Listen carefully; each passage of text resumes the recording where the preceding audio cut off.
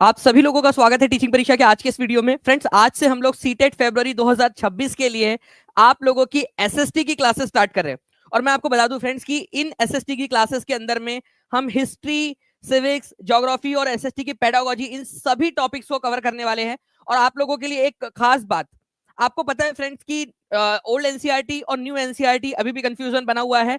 और आप लोगों को मैं दोनों ही एनसीईआरटी के जो कंटेंट है उनसे आप लोगों को अवगत करा दूंगा, ताकि कोई भी चांस आप लोग ना ले।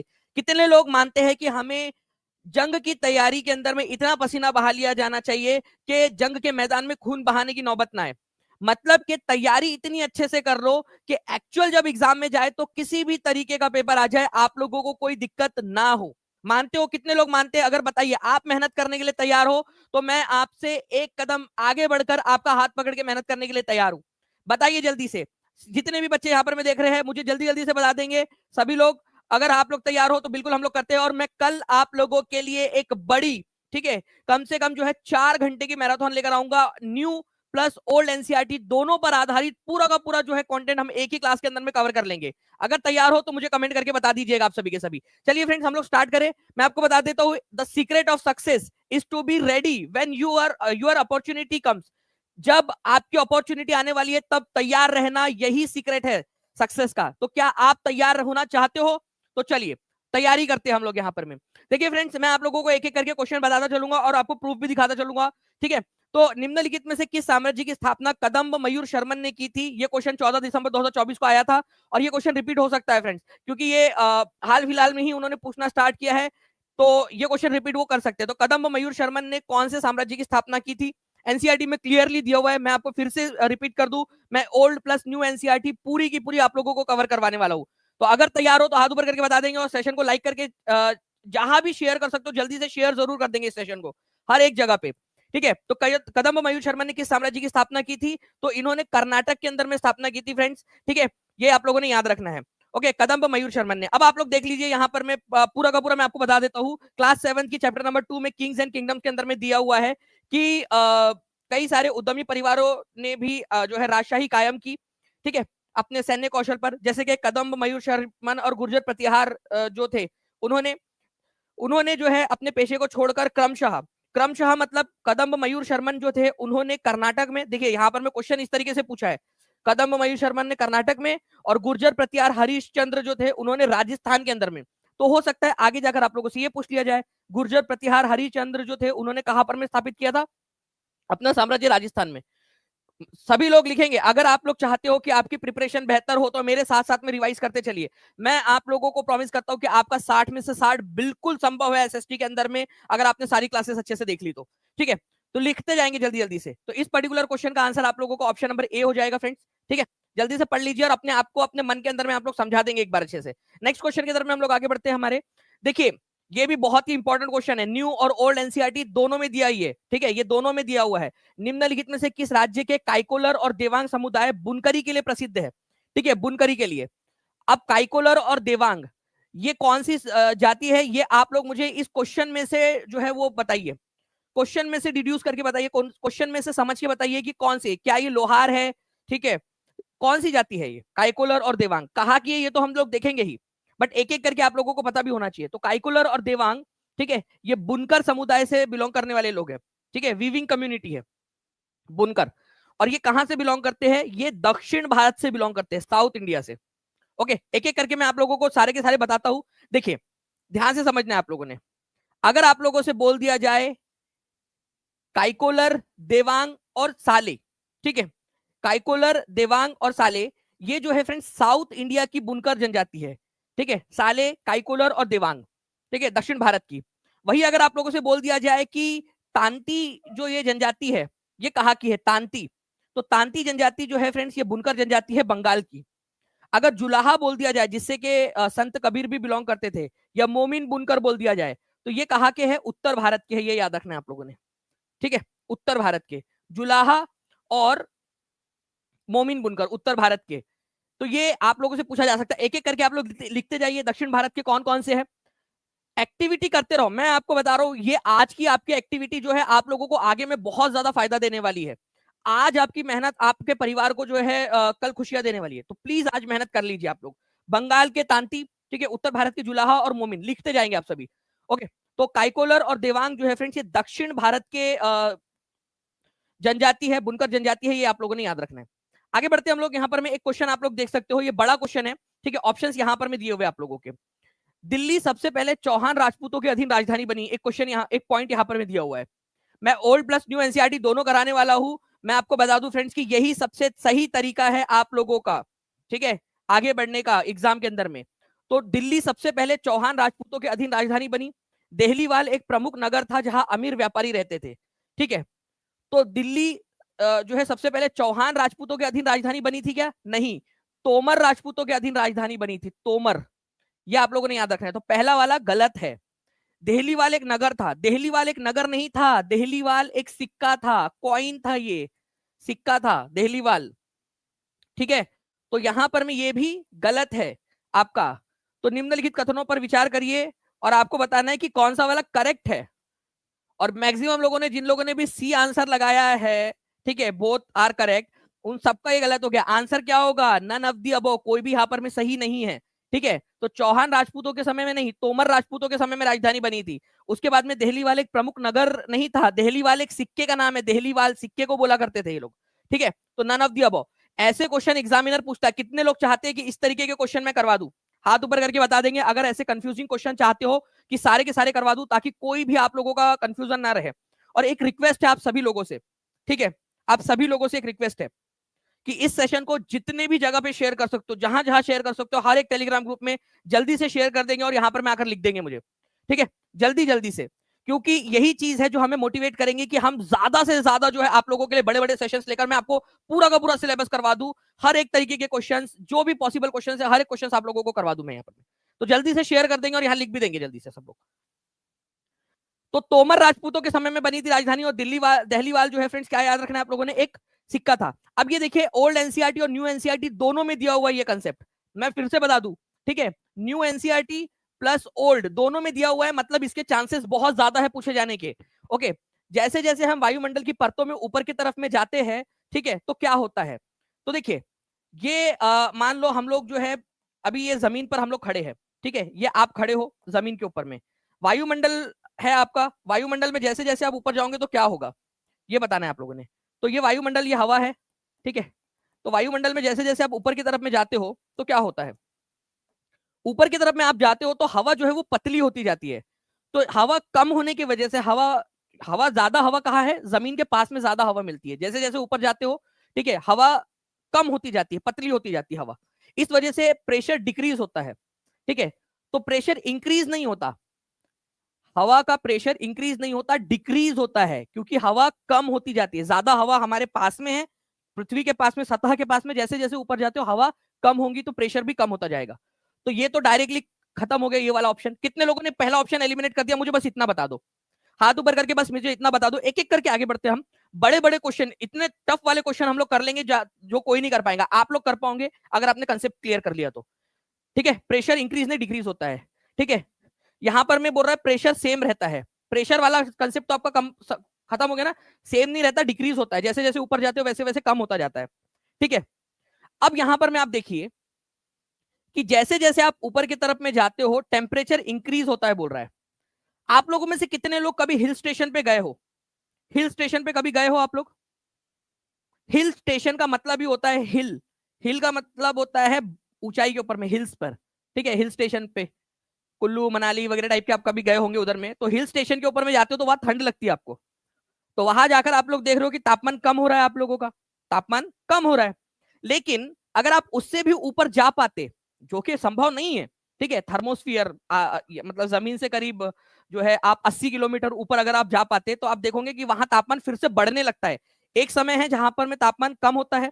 पहले तापमान क्या होता है आपका, एक सर्टन लिमिट तक तापमान कम होता है, लेकिन उसके बाद में जब आप और ऊपर की तरफ में जाते हो तो तापमान जो है, ठीक है, लगातार बढ़ता जाता है। तो तापमान में गिरावट और बढ़ावट, जो भी आप बोलना चाहो, वो होती रहती है। तो टेम्परेचर चेंज होगा, वो वेरी करता है, कम होगा या ज्यादा होगा, वो ऊंचाई के हिसाब से चेंज होता है वो। एक चीज तो साफ है, एक चीज साफ है, क्या साफ है यहां पर में चीज, कि भाई प्रेशर डिक्रीज होगा, प्रेशर डिक्रीज होगा, ठीक है, ये चीज तो साफ है। लेकिन टेम्परेचर इंक्रीज होगा ये जरूरी नहीं है। हिल स्टेशन उसका एक बहुत अच्छा एग्जांपल है। कितने लोगों को हिल स्टेशन वाला एग्जांपल समझ में आ गया, मुझे बता दीजिए। बिल्कुल आप लोगों को ये इवन 1 to 5 में भी काम आएगा, क्योंकि आप लोगों को पता है कि पिछले बार 1 to 5 के अंदर में भी आप लोगों से जो है एसएसटी के क्वेश्चन पूछ लिए गए थे। तो आप अच्छे से इस सेशन को पूरा देखिए आप लोग। और मैं फिर से रिक्वेस्ट करूंगा कि अगर हम लोग यहाँ पर में जो है फ्रेंड्स, यहाँ अच्छे से आज आप लोगों ने मेहनत कर ली, आज आपको मेरे को दिख गया कि मेहनत करने वाले बच्चे, मैं पूरी जी जान लगा दूंगा आप लोगों के लिए। ठीक है, तो प्रेशर डिक्रीज होता है, ये बात साफ है। ठीक है, टेम्परेचर कहीं बार एक हद तक डिक्रीज होता है, फिर उसके बाद में इंक्रीज होना स्टार्ट होता है। कंसेप्ट कितने बच्चों का क्लियर हुआ ये मेरे को बता दो बस, ये वाला मैं समझ जाऊंगा कि आप कंसेप्ट वाले बच्चे हो, आपको इस तरीके से पढ़ाना है। एक बार हर बच्चा जल्दी से बता देगा कि जी बिल्कुल क्लियर हो गया है। ओके, चलिए अब आगे बढ़ते हैं हम लोग फ्रेंड्स, यहां पर मैं हमारे नेक्स्ट क्वेश्चन की तरफ में। अब ये क्वेश्चन हर बच्चा वो कर पाएगा जो पूरा सेशन देख रहा है। ठीक है, और आज पूरा सेशन देखिए आप लोग, आज इसकी टेस्ट भी आप लोगों को प्रोवाइड करता हूं मैं। जितना बच्चे, जो भी बच्चा पूरा सेशन देखेगा उसको टेस्ट भी दे देंगे आज। देखिए, साले, काइकोलर और देवांग, ठीक है, तंती वीवर और जुलाहा और वीवर, ये बताना है आप लोगों ने। और ये क्वेश्चन एक्चुअल में आप लोगों का जो है फ्रेंड्स, हमने जो क्लास ली थी उसके अंदर में पूछा था आप लोगों से। ठीक है, बताइए जल्दी से।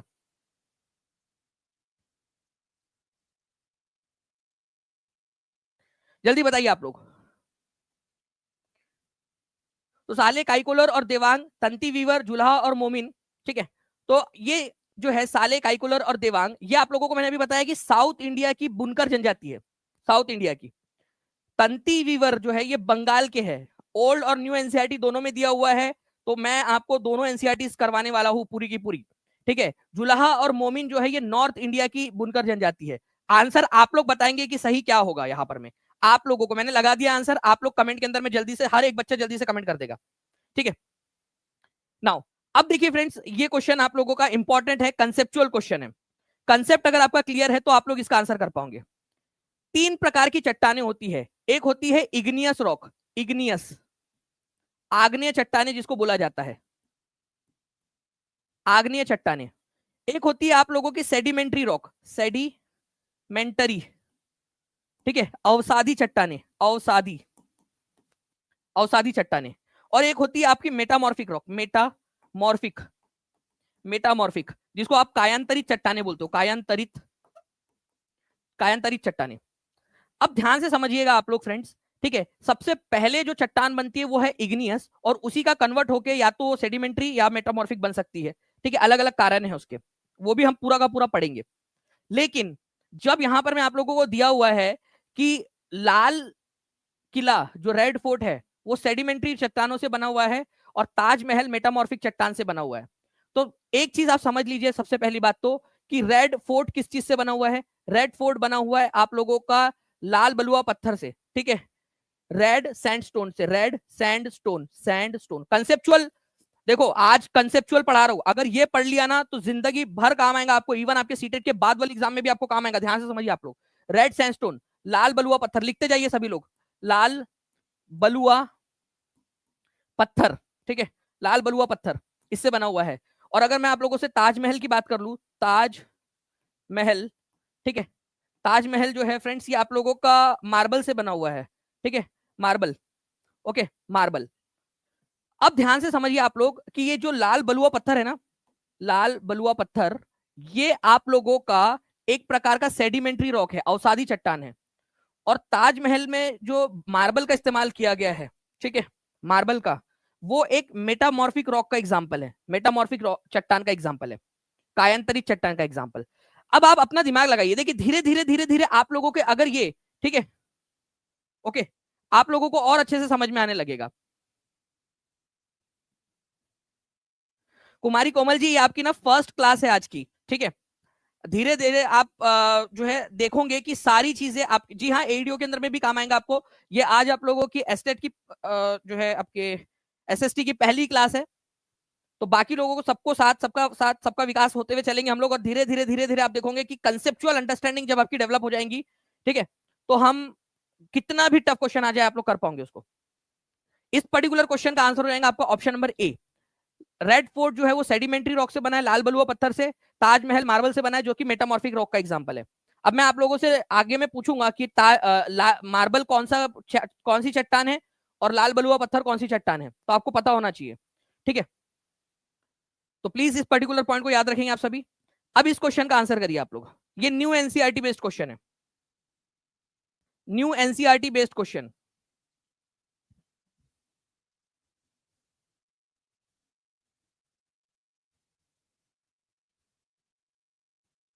चलो ज्योति माधुर जी बहुत बढ़िया।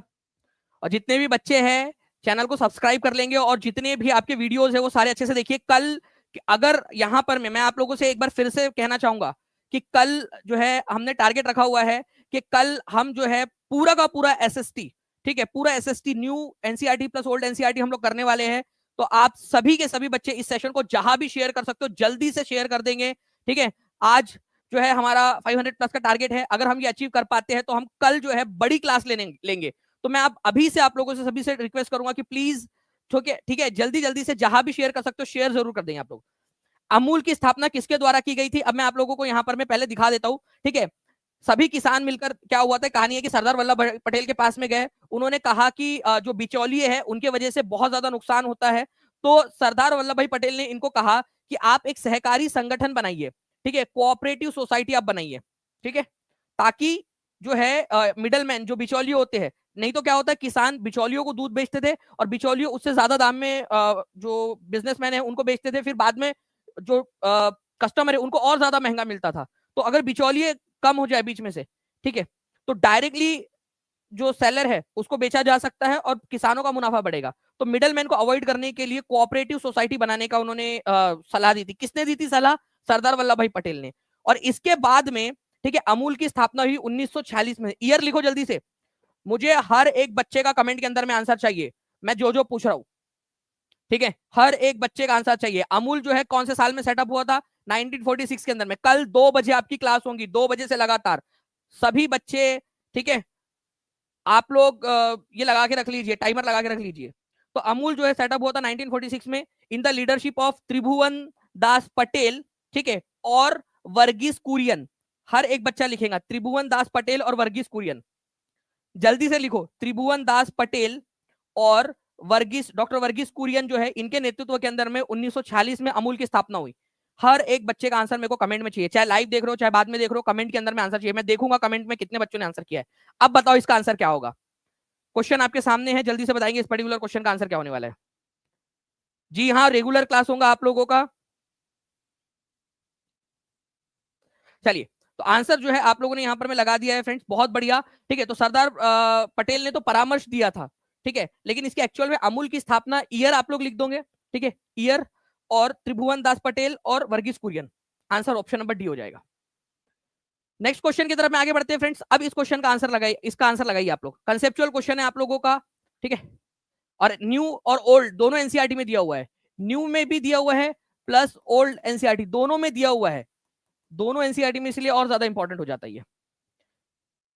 देखिए क्या बोला है, दक्षिण ध्रुवीय व्रत, मतलब कि आपका अंटार्कटिक सर्कल 23.5 डिग्री साउथ पर लोकेटेड है इक्वेटर के। कर्क रेखा दक्षिणी गोलार्ध से होकर गुजरती है, कर्क रेखा ट्रॉपिक ऑफ कैंसर।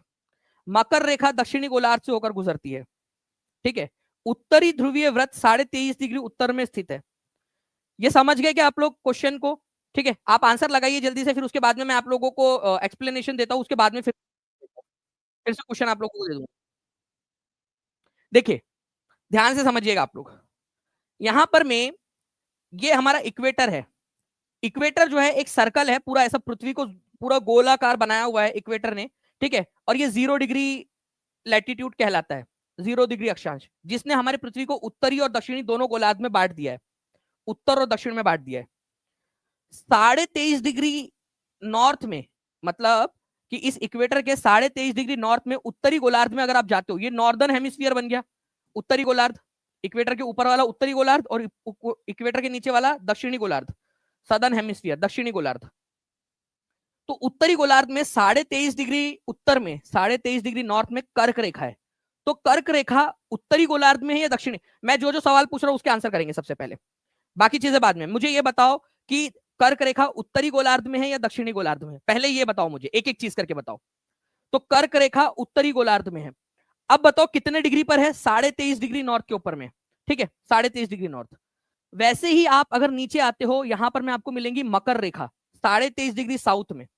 तो मकर रेखा दक्षिणी गोलार्ध में है, क्योंकि इक्वेटर के नीचे वाला पूरा दक्षिणी गोलार्ध है, ठीक है। 23.5 डिग्री साउथ में है मकर रेखा, tropic of Capricorn, tropic of Cancer 23.5 degree north और tropic of Capricorn 23.5 degree south.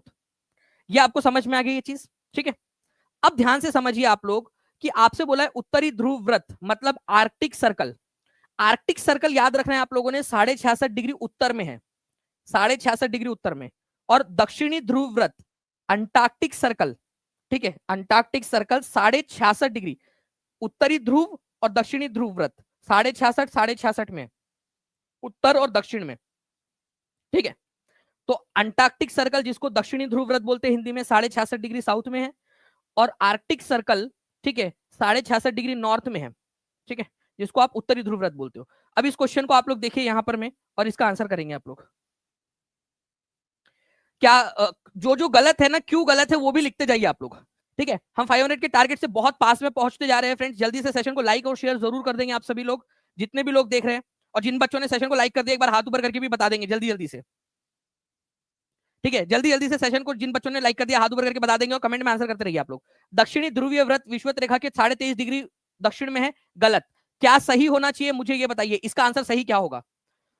कर्क रेखा दक्षिणी गोलार्ध में, मैं बोल रहा हूं ये गलत है। क्यों गलत है आप मुझे बताएंगे। आप एक एक पॉइंट को गलत यहां पर में, क्यों गलत है क्यों सही है, मुझे आप लोगों से चाहिए यहां पर में क्यों गलत है और क्यों सही है, ये बताना है आप लोगों ने, ठीक है। मकर रेखा दक्षिणी गोलार्ध के अंदर में है, सही है। मुझे इसका आप मान बताइए, 23.5 डिग्री नॉर्थ है, साउथ है, क्या है, ये बताएंगे आप लोग।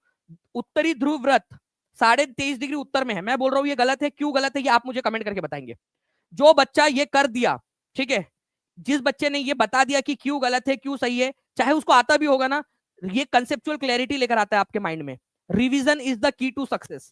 जितना ज्यादा रिवीजन करोगे उतना ज्यादा फायदा है, यही आप में और बाकी लोगों में डिफरेंस पैदा करता है, ठीक है। चलिए, तो ये आप लोगों का जो आंसर है फ्रेंड्स ऑप्शन नंबर 3 होगा, और बाकी के क्यों गलत है ये कमेंट के अंदर में मुझे हर एक बच्चे से चाहिए। नाउ नेक्स्ट क्वेश्चन की तरफ में हम लोग आगे बढ़ते हैं, ठीक है। आपको बताना है भारतीय संसद में कौन शामिल नहीं है। प्लीज यहां पर में देखिए आप लोग, ये ओल्ड और न्यू एनसीईआरटी दोनों में दिया हुआ है, ठीक है। तो भारतीय संसद इंडिया की जो पार्लियामेंट है उसमें कौन शामिल नहीं होता है, ठीक है। ये बहुत ही फेमस क्वेश्चन है, जल्दी बताएंगे आप लोग। तो भारत की संसद में, ठीक है, 3 चीजें होती है संसद के अंदर में। 2 सदन होते हैं, एक तो है लोकसभा, एक है राज्यसभा, ठीक है, लोकसभा और राज्यसभा। और एक होता है राष्ट्रपति, प्रेसिडेंट। राष्ट्रपति जो है वो भी संसद का पार्ट ही है। तो संसद लोकसभा राज्यसभा और राष्ट्रपति से मिलकर बनती है। तो प्रेसिडेंट, लोकसभा और राज्यसभा ये संसद के पार्ट है, 3 पार्ट। विधान परिषद जो राज्यों में होती है वो इसका पार्ट नहीं है, और ये एग्जाम में आया हुआ क्वेश्चन है। प्लीज इसको याद रखिए, 3 पार्ट कौन कौन से हैं हमारे संसद के, वो आप लोग लिख दोगे, ठीक है, जल्दी से। ये हमारे भारत के संविधान के आर्टिकल नंबर 79 के अंदर में दिया हुआ है ये पार्ट। आर्टिकल नंबर 79 में ये बात लिखी हुई है कि भारत की संसद, भारत की पार्लियामेंट 3 चीजों से मिलकर बनेगी। 2 सदन होंगे, लोकसभा राज्यसभा, और एक राष्ट्रपति। राष्ट्रपति खुद संसद का भाग है, ये ऐसा लिखा हुआ है, ठीक है। चलिए, तो हमारे भारत में सबसे हाईएस्ट लॉ मेकिंग बॉडी कौन सी है, ये क्वेश्चन एग्जाम के अंदर में आया हुआ है, ठीक है। हम बहुत पास, बहुत क्लोज पहुंच चुके हैं हम लोग फ्रेंड्स 500 के। तो जल्दी जल्दी से आप लोग सभी लोग एक बार शेयर मार दीजिए और सेशन को लाइक कर देंगे। Highest law making body Bharat के अंदर में, कानून निर्माण की सर्वोच्च संस्था, कानून निर्माण की सर्वोच्च संस्था जो है वो पार्लियामेंट है हमारी। क्यों है पार्लियामेंट के पास में इतने पावर, मैं आपको बता रहा हूं कंसेप्चुअल क्वेश्चन। पार्लियामेंट के पावर में बहुत ज्यादा, पार्लियामेंट के पास में बहुत ज्यादा पावर है। कारण यह है क्योंकि पार्लियामेंट जनता का रिप्रेजेंटेशन करती है। अब आपसे डायरेक्ट क्वेश्चन पूछा जाएगा, मैं आपसे पूछ रहा हूं कि पार्लियामेंट के पास में इतने ज्यादा पावर क्यों है। सबसे हाईएस्ट लॉ मेकिंग बॉडी, सबसे बड़ी कानून बनाने की संस्था, कानून जहां पर में बनते हैं हमारे देश के, संसद है। संसद के पास में इतने पावर क्यों है, क्योंकि वो जनता का रिप्रेजेंटेशन करती है, जनता के चुने हुए लोग उसके अंदर में होते हैं, इसी वजह से, ठीक है। चलिए, ये आप लोगों ने याद रखना है फ्रेंड्स, इंपॉर्टेंट है, ओके। अच्छा, मुझे एक बात बताओ, हमारे संसद के अंदर में 3 चीजें हैं, लोकसभा, राज्यसभा और राष्ट्रपति। एक चीज आपको एक्स्ट्रा बता रहा हूं, प्लीज याद रख लेना आप लोग। हमारे लोकसभा और राज्यसभा में से किसको अपर हाउस और किसको लोअर हाउस कहा जाता है, ठीक है, ऊपरी सदन और निचला सदन, ठीक है, किसको कहा जाता है। तो देखिए, लोकसभा जो है ना, इन दोनों में से बड़ा भाई किसको माना जाता है, राज्यसभा को माना जाता है, अपर हाउस राज्यसभा को, और लोकसभा को लोअर हाउस माना जाता है, ठीक है, बस ये याद रख लीजिए आप लोग, कई सारे बार मैंने देखा है आप लोगों का ये क्वेश्चन को आपके DSSB, KVS, AEDO, TRE, ठीक है, सीटेट सब जगह पे पूछते हुए। ठीक है, इसको याद रख लेंगे। लोकसभा और राज्यसभा में से अपर हाउस कौन सा है, लोअर हाउस कौन सा है, ऊपरी सदन और निचला सदन।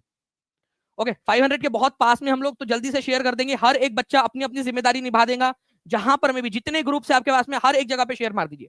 ठीक है, बताइए वे पिंड जिनमें स्वयं ऊष्मा और प्रकाश नहीं होता, ध्यान से समझिएगा आप लोग क्वेश्चन, ऐसे पिंड जिनमें स्वयं खुद की ऊर्जा और खुद का प्रकाश नहीं होता, वो तारों के प्रकाश से प्रकाशित होते हैं। मतलब तारे जो होते हैं उनके प्रकाश से ये प्रकाशित होते हैं, उनको क्या बोला जाता है? ठीक है, उनमें खुद की ऊर्जा या खुद की हीट या लाइट नहीं होती। ठीक है, उनके ऊपर में तारे जो होते हैं ना, तारों की जो है रोशनी पड़ती है, उनकी हीट पड़ती है। ठीक है, उसी से वो जगमगाते हैं। तो ऐसे चीजों को प्लैनेट्स कहा जाता है, ग्रह कहा जाता है। इसका एक एग्जांपल हमारी पृथ्वी भी है। तो प्लैनेट्स, हमारी पृथ्वी के पास में खुद की कहां पर में हीट है, ठीक है, सूरज से मिल रही है हीट हमको। हमारे पास में कहा खुद की लाइट है। ठीक है, अब वो इलेक्ट्रिसिटी वाली लाइट मत गिन लेना आप लोग, एक्चुअल में जो ब्रह्मांड से जो लाइट आ रही है, ठीक है, वो कहा है हमारे पास में, सूरज से जो लाइट आ रही है उसी को हम लोग गिन रहे हैं। तो ये प्लीज ये याद रखेंगे आप लोग, ये केवीएस में भी पूछ सकते हैं आप लोगों से, बिल्कुल ये केवीएस के लिए भी बेनिफिशियल रहेंगे आपकी क्लास। ठीक है, क्योंकि एनसीईआरटी बेस्ड है पूरा का पूरा ये। ओके, अब देखिए फ्रेंड्स, आप लोगों के लिए एक और क्वेश्चन, नीचे दिए गए खगोलीय पिंड मतलब जो आसमान में आपको जो भी चीजें दिखते हैं, ठीक है, वो सारे के सारे क्या है, खगोलीय पिंड है। आसमान में जो भी चीजें दिख रही है आपको, वो सारी की सारी खगोलीय पिंड है, सेलेस्टियल बॉडीज है। अब कौन से वाले खगोलीय पिंड की बात हो रही है इसमें, ये बताना है आपने। केवल 50 बच्चे दूर है हम लोग हमारे पहले टारगेट से, तो हर बच्चा जल्दी जल्दी से यहाँ पर मैं शेयर कर देंगे इसको। और कल आप लोगों की बड़ी क्लास है, कल कोई क्लास मिस नहीं करेगा कोई भी बच्चा। ठीक है, क्योंकि उसके तुरंत बाद में आप लोगों को टेस्ट दूंगा, बड़ी क्लास होंगी, हम लोग पूरा का पूरा कवर करेंगे इसको। ठीक है, तो नीचे दी गई विशेषताओं से खगोलीय पिंडों के प्रकार को पहचानिए। They are made up of gases, वो गैस से बनी हुई है। They have their own heat and light, मतलब वो गैस से बने हुए होते हैं, उनके पास में खुद की हीट और लाइट होती है, वो बड़े होते हैं और गर्म होते हैं। तो ये सारे के सारे कैरेक्टरिस्टिक्स स्टार्स के हैं, तारे के हैं। तारा, इसका एग्जाम्पल हमारा सूर्य जो है वो है, सूरज, वो गैस से बना हुआ है, हाइड्रोजन और हीलियम से बना हुआ है। ठीक है, उसके बाद में आप देखोगे हीट और लाइट है उसके पास में, और वो बड़ा और गर्म है। ठीक है, तो ये सारी की सारी चीजें तारों के बारे में बताती है। ये न्यू और ओल्ड एनसीईआरटी दोनों में दिया हुआ है ये पॉइंट। ठीक है, नाउ ये देखिए आप लोगों का ये क्वेश्चन सीटेट दिसंबर 2024 के अंदर में, ठीक है, आया है क्वेश्चन। आप बताएंगे इसका, ओल्ड और न्यू एनसीईआरटी दोनों के अंदर में ये पॉइंट है। फास्ट, और जिन बच्चों ने भी सेशन को लाइक कर दिया एक बार हाथ ऊपर करके जरूर बता देंगे फ्रेंड्स, क्योंकि हम लोगों को दोनों टारगेट कंप्लीट करना है, 500 लाइक्स और 500 लाइव का। आज हमें हमारे जो यूट्यूब टीम है उनको बताना है कि ज्यादा से ज्यादा लेक्चर चाहिए हमें एसएसटी के। ठीक है, ज्यादा से ज्यादा एनसीईआरटी के क्वेश्चंस को हमें कवर करना है। तो आपको आज हम सबको मिलकर, आपको और मुझे मिलकर, हम सबको यहाँ पर में ये टारगेट कंप्लीट करना है, ताकि ज्यादा से ज्यादा लेक्चर्स हमको मिल सके।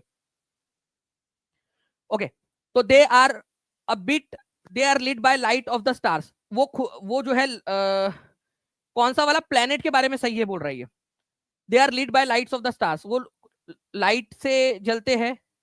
सही बात है, स्टार की लाइट जो है तारों के प्रकाश से प्रकाशित होते हैं।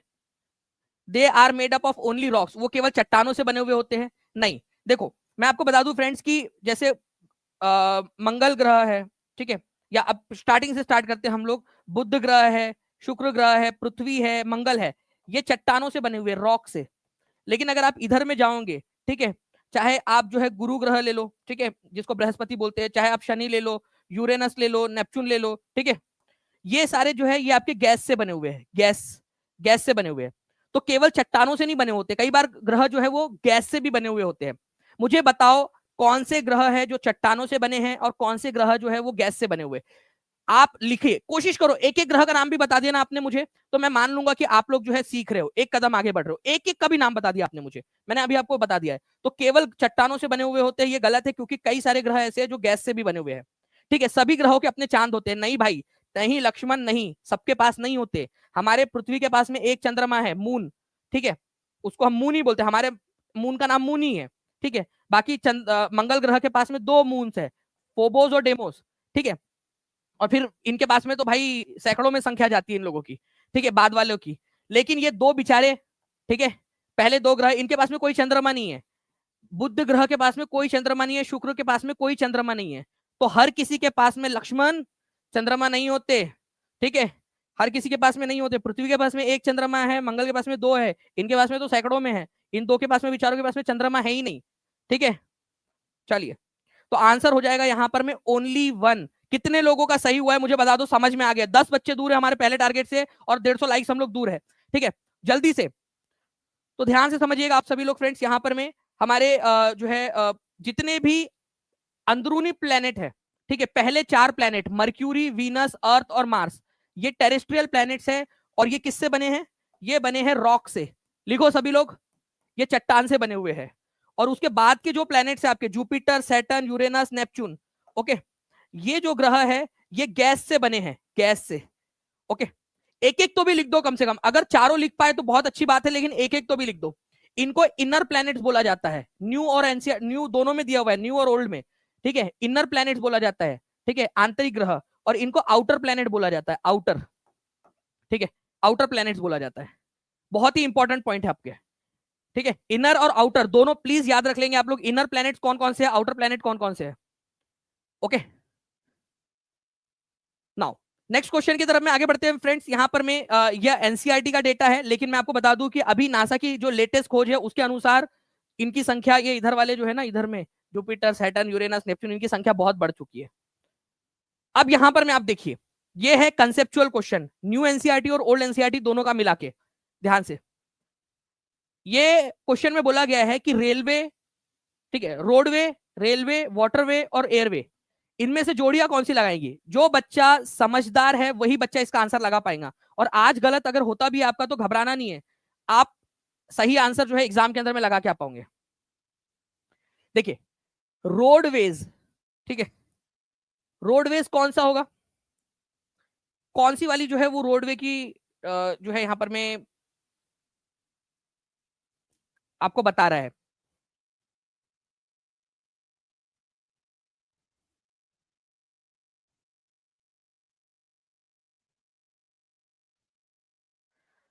मुझे ऐसा लग रहा है कि यहाँ पर में कुछ तो गड़बड़ है, सारे आंसर्स ही लगा दिए हैं यहाँ पर में उसने, ठीक है, आंसर्स ही यहाँ पर में दिख रहा है आप लोगों को। रोडवेज जो है फ्रेंड्स, ठीक है, most commonly use for short distance, roadway, ये इसको हम लोग एक बार चेंज करके फिर से लगाते हैं आगे पीछे करके इसको, ठीक है।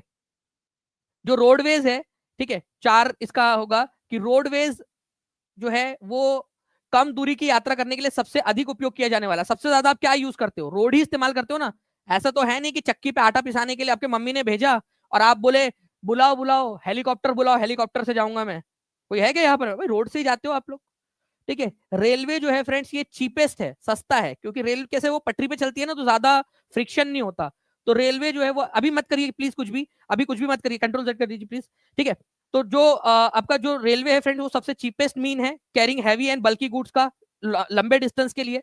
लंबे डिस्टेंस के ऊपर में कहीं चीज को पहुंचाना है तो रेलवे से पहुंचा दीजिए। आप अभी भी क्या करते हो? रेलवे से पहुंचाते हो, ठीक है, चीजों को। उसके बाद में वाटरवे, हैवी गुड्स को, ठीक है, लॉन्ग डिस्टेंस तक लेके जाने के लिए। मान लो आपको अमेरिका तक हैवी गुड्स पहुंचाना है, ठीक है। अगर आप उसको एयर से भेजोगे तो बहुत खर्चा आएगा, क्योंकि हवा हवा एरोप्लेन को इतना ऊपर तक उसको उठाना पड़ेगा, हैवी गुड्स को, भारी भरकम मशीन वगैरह को। तो भारी भरकम मशीन होती है, हैवी गुड्स होता है, ठीक है, भारी चीजें होती है, और कम पैसे में आपको पहुंचाना है तो वाटरवे का इस्तेमाल करोगे आप। और अगर आपको फास्टेस्ट सबसे ज्यादा, ठीक है, मान लो कि आपको सबसे फास्ट पहुंचना है कहीं पे, तो सबसे फास्ट आप कहां पर कैसे पहुंचोगे? वायु मार्ग से पहुंचोगे सबसे फास्ट, सिंपल सी बात है, ठीक है। तो ये एक चीज है आप लोगों का। इसको हम वापस से करें एक बार? कितने लोग चाहते हो कि मैं इसको पूरा जो है जिगजैग करके वापस से पूरा मिला के आपको फिर से दे दूं? कितने लोग चाहते हो बताइए जल्दी से। अभी आपको अगले 5 मिनट के अंदर में दूंगा, तो आप लोग रेडी रहिए इसके लिए भी, ठीक है। तो रोडवे, रेलवे, एयरवेज, वाटरवे, इसका पूरा का पूरा जो है फ्रेंड्स आप लोगों को पढ़ाने वाला हूं मैं, हर एक चीज, ठीक है, न्यू एनसीईआरटी से लेकर, ठीक है, जो आपकी ओल्ड एनसीईआरटी है, सारा का सारा कंटेंट हम लोग यहाँ पर में करेंगे। आप देख सकते हो पूरा बना हुआ है यहाँ पर में, ठीक है। रेलवे का भी आपका सबसे लंबी रेलवे लाइन जो है वो कहां पर में है, ठीक है, सेंट पीटर्सबर्ग से लेकर व्लादिवोस्तोक तक है, रशिया में। सेंट पीटर्सबर्ग से लेकर व्लादिवोस्तोक तक, इसको ट्रांस साइबेरियन रेलवे बोला जाता है। ये क्वेश्चन आएगा आपके एग्जाम के अंदर में। सबसे ऊंची रेलवे लाइन कहां पर में? चाइना में है, ठीक है, सबसे ऊंची रेलवे लाइन। आप लोगों की चाइना के अंदर में, जाइनिंग से लेकर लहासा तक, इसको जाइनिंग बोलते हैं, ठीक है, जाइनिंग से लहासा तक सबसे ऊंचाई के ऊपर में, करीब जो है 5,072 मीटर ऊंचाई पर है। मतलब आप समझ लो ये समुद्र तट से 5 किलोमीटर ऊंचाई पर लगभग, सबसे ऊंचाई पर, जाइनिंग से लहासा तक। ये जाइनिंग नाम की जगह है चाइना में, और ये लहासा, ठीक है, चाइना में सबसे ऊंची। ओके, वाटरवे आपका ये इनलैंड और सी रूट दोनों हो सकता है। ये ओल्डेस्ट और चीपेस्ट मींस है, चीपेस्ट मतलब सबसे सस्ता, ठीक है, सबसे सस्ता है अगर आपको बड़ा सामान, हैवी सामान लेकर जाना है दूर दराज के इलाके तक, ठीक है। सारी चीजें आपको पढ़ाऊंगा एक एक करके। और सबसे फास्टेस्ट वे कौन सा है, सबसे फास्टेस्ट, ठीक है, हवाई जहाज। ओके, नाउ अब देखिए यहां पर मैं ये क्वेश्चन का आंसर आप लोग करिए, बहुत ही मस्त क्वेश्चन है ये, कंसेप्चुअल क्वेश्चन है। हम 500 टारगेट, चलिए कॉन्ग्रेचुलेशन फ्रेंड्स, यहाँ पर में आप सभी लोगों को बहुत बहुत शुक्रिया और कॉन्ग्रेचुलेशन आपको, हमने वाईटी टीम का पहला टारगेट कंप्लीट कर लिया है 500 प्लस लाइव का, ठीक है। और लाइक का टारगेट बचा है, तो जल्दी जल्दी से सेशन को लाइक भी करते रहेंगे और हाथ ऊपर कर दीजिए जितने भी लोगों ने यहाँ पर में कंट्रीब्यूट कर दिया है ऑलरेडी, ठीक है। तो देखिए यहाँ पर मैं बोला है सी केव्स, जो समुद्री गुफाएं है कैसे बनती है। तो समुद्री गुफाएं जो है फ्रेंड्स, यहाँ पर में आप देखोगे कि पहाड़ जो होते हैं ना समुद्र के किनारे पे, उससे लहरें बार बार जा जाके टकराती है, ठीक है, समुद्र से बार बार जा जाके टकराती है, और टकराने की वजह से क्या होता है यहाँ पर में, ठीक है, इस तरीके से वो उसमें छेद कर देती है।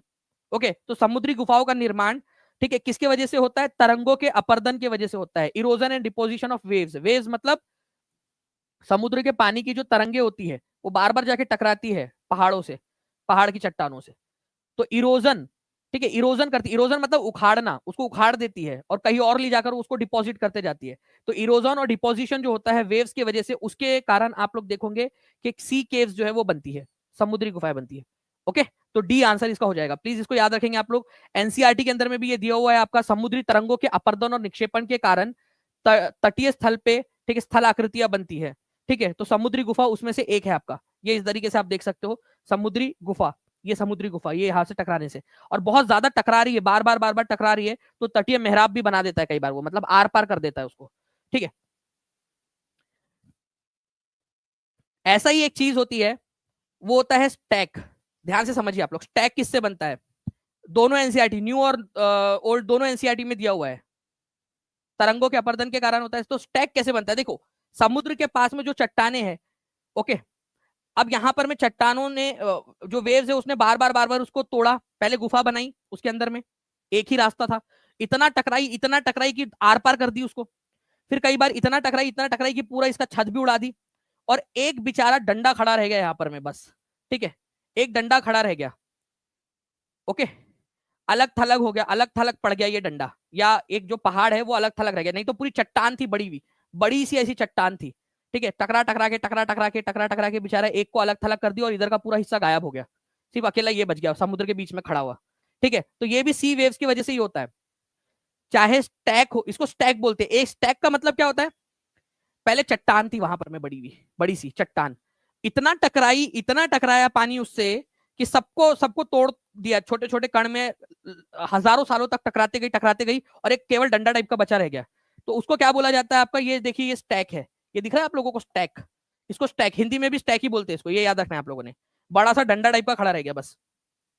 ओके, तो स्टैक जो है वो भी समुद्र की तरंगों के टकराने की वजह से ही बनता है, चाहे वो तटीय मेहराब हो, ठीक है, ये इस तरीके से आर पार जो बन जाता है पूरा का पूरा दरवाजे टाइप का, ठीक है, चाहे गुफा हो जिसमें एक ही तरफ से जाने आने का रास्ता होता है, पहले गुफा बनती है, फिर तटीय मेहराब बनता है, फिर ये जो छत है इसको भी उखाड़ देता है, तो इस तरीके से डंडा बच जाता है, उसको स्टैक बोलते हैं, ठीक है। याद रहेगा आप सभी लोगों को, हाथ ऊपर कर दीजिए, मैं इसकी रिवीजन करा दूं एक बार और आप लोगों को वापस से पूरी की पूरी, ठीक है, थोड़े समय के बाद में। चलिए आगे बढ़ते हैं हम लोग यहाँ पर में फ्रेंड्स हमारे नेक्स्ट पॉइंट की तरफ में। कल आप लोगों को मैं बता दूं, कल आप लोगों की एसएसटी की कंप्लीट मैराथन है, 60 में से 60 की। क्या आप सभी लोग तैयार हैं?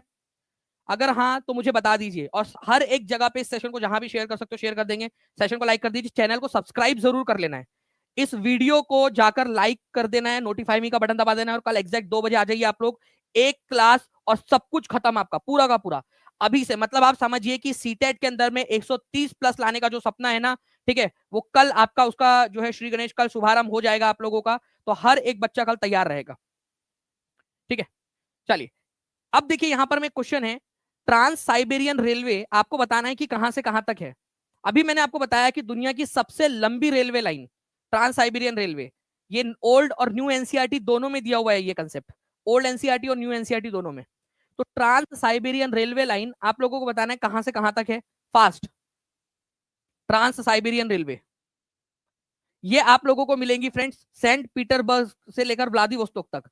और ये है कौन से देश के अंदर में, ये है रशिया में, ठीक है, रशिया में। ये भी याद रखिए आप लोग। ओके, इंपॉर्टेंट पॉइंट एग्जाम के अंदर में पूछा जाएगा आप लोगों से। तो ट्रांस साइबेरियन सबसे लंबी रेलवे लाइन एनसीईआरटी में दिया हुआ है आप लोगों का डू यू नो के अंदर में, और न्यू एनसीईआरटी के अंदर में डोंट स्किप के अंदर में, ठीक है।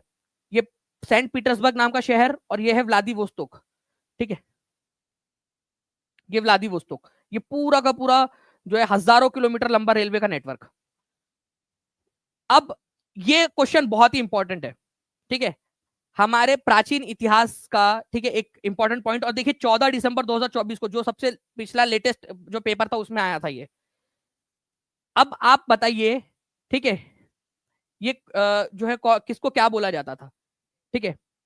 अरिका मेडू क्या था, अरिका मेडू, ठीक है, अधिमाई, श्रेणी, गृहपति।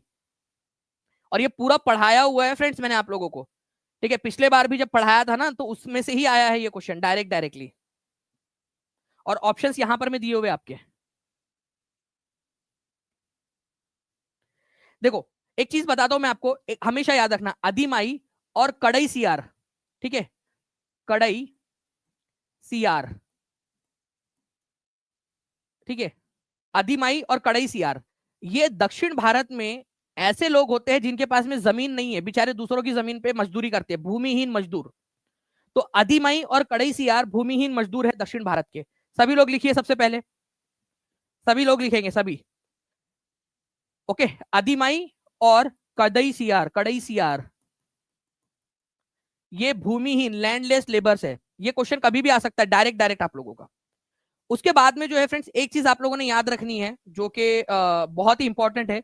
अरिका मेडू नाम की एक जगह है, ठीक है, अरिका मेडू नाम की जगह आपको दक्षिण भारत में मिलेंगी, पौंडीचेरी के पास में, तमिलनाडु में।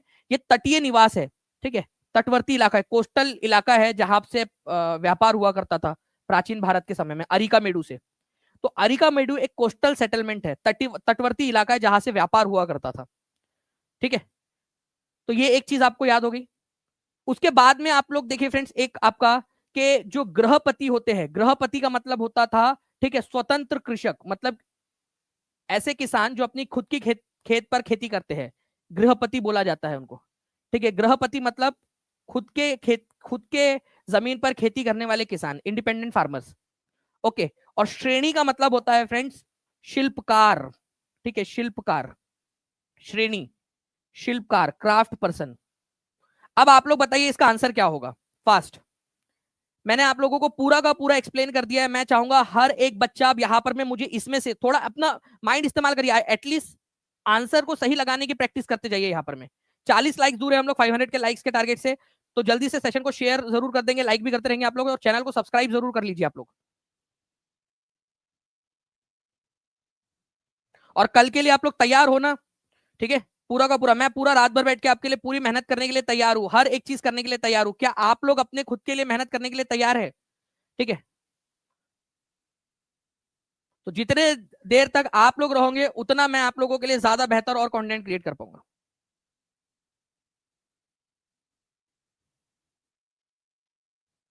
ओके, तो देखिए यहां पर मैं फ्रेंड्स आप लोगों ने आंसर लगा दिया है। आंसर इस पर्टिकुलर क्वेश्चन का क्या हो जाएगा, ठीक है, आप लोगों ने डी आंसर लगा रहे कंटिन्यूअसली बच्चे, मैं देख पा रहा हूं यहां पर में डी आंसर लगा रहे हैं बच्चे। ओके, पूरा का पूरा एनसीईआरटी बेस्ड है, दोनों एनसीईआरटी ओल्ड और न्यू एनसीईआरटी दोनों मैं आपको करवाने वाला हूं। देखो, तो मैंने अरिका मेडू के बारे में आपको बताया था। अरिका मेडू जो है ये पुदुचेरी के अंदर में जो है क्या है, एक कोस्टल सेटलमेंट है, पढ़ाया था आप लोगों को, ये आप देख सकते हो, जो पढ़ाया है वही आया है। मैंने बोला था, ठीक है, उझावर उत्तरी भारत के अंदर में बोला जाता है, कड़ई सियार और अधिमाई दक्षिण भारत में बोलते हैं लैंडलेस लेबर्स को, बताया था मैंने आप लोगों को, ठीक है। तो यहाँ पर मैं आप देख सकते हो कि वेल्लालर उत्तर भारत के अंदर में अगर आप देखोगे और दक्षिण भारत के अंदर में देखोगे तो अलग अलग नाम से जाना जाता है इनको, ठीक है। तो लार्ज जो लैंड ओनर्स होते हैं, ठीक है, उसको उझावर या ऑर्डिनरी जो प्लफमैन होते हैं उनको उझावर या फिर उनावर दोनों तरीके से बोला जाता है। ये पूरा का पूरा आप लोगों को वापस से पढ़ाऊंगा मैं, पूरा कलरफुल तरीके से, हर एक चीज। तैयार हो आप लोग पढ़ने के लिए कल? हर एक चीज वापस से पूरा कलरफुल तरीके से क्वेश्चंस के साथ में। अगर तैयार हो तो हाथ ऊपर करके बता दो जल्दी जल्दी से। ओके, नेक्स्ट क्वेश्चन की तरफ मैं आगे बढ़ने से पहले मैं आपको बता दूं कि अरिका मेडू, ठीक है, उसके बाद में आप लोगों का ये शिल्पकार और व्यापारी के संघ श्रेणी कहलाते थे, सब कुछ पढ़ाऊंगा आपको, हर एक चीज, कोई भी चीज आपसे छूटने नहीं वाली। अब आपके लिए चैलेंज, ये क्वेश्चन मुझे बताइए जल्दी से, इसका आंसर क्या होगा, जल्दी से। अब हमने क्या किया है, इस क्वेश्चन को मिक्स कर दिया है, अब आपको बताना है कि इसका आंसर क्या होगा। थोड़ी देर पहले वो गलती से सारे आंसर्स के साथ में लग गया था, लेकिन अब आप लोगों को बताना है कि इसका आंसर सही क्या होगा।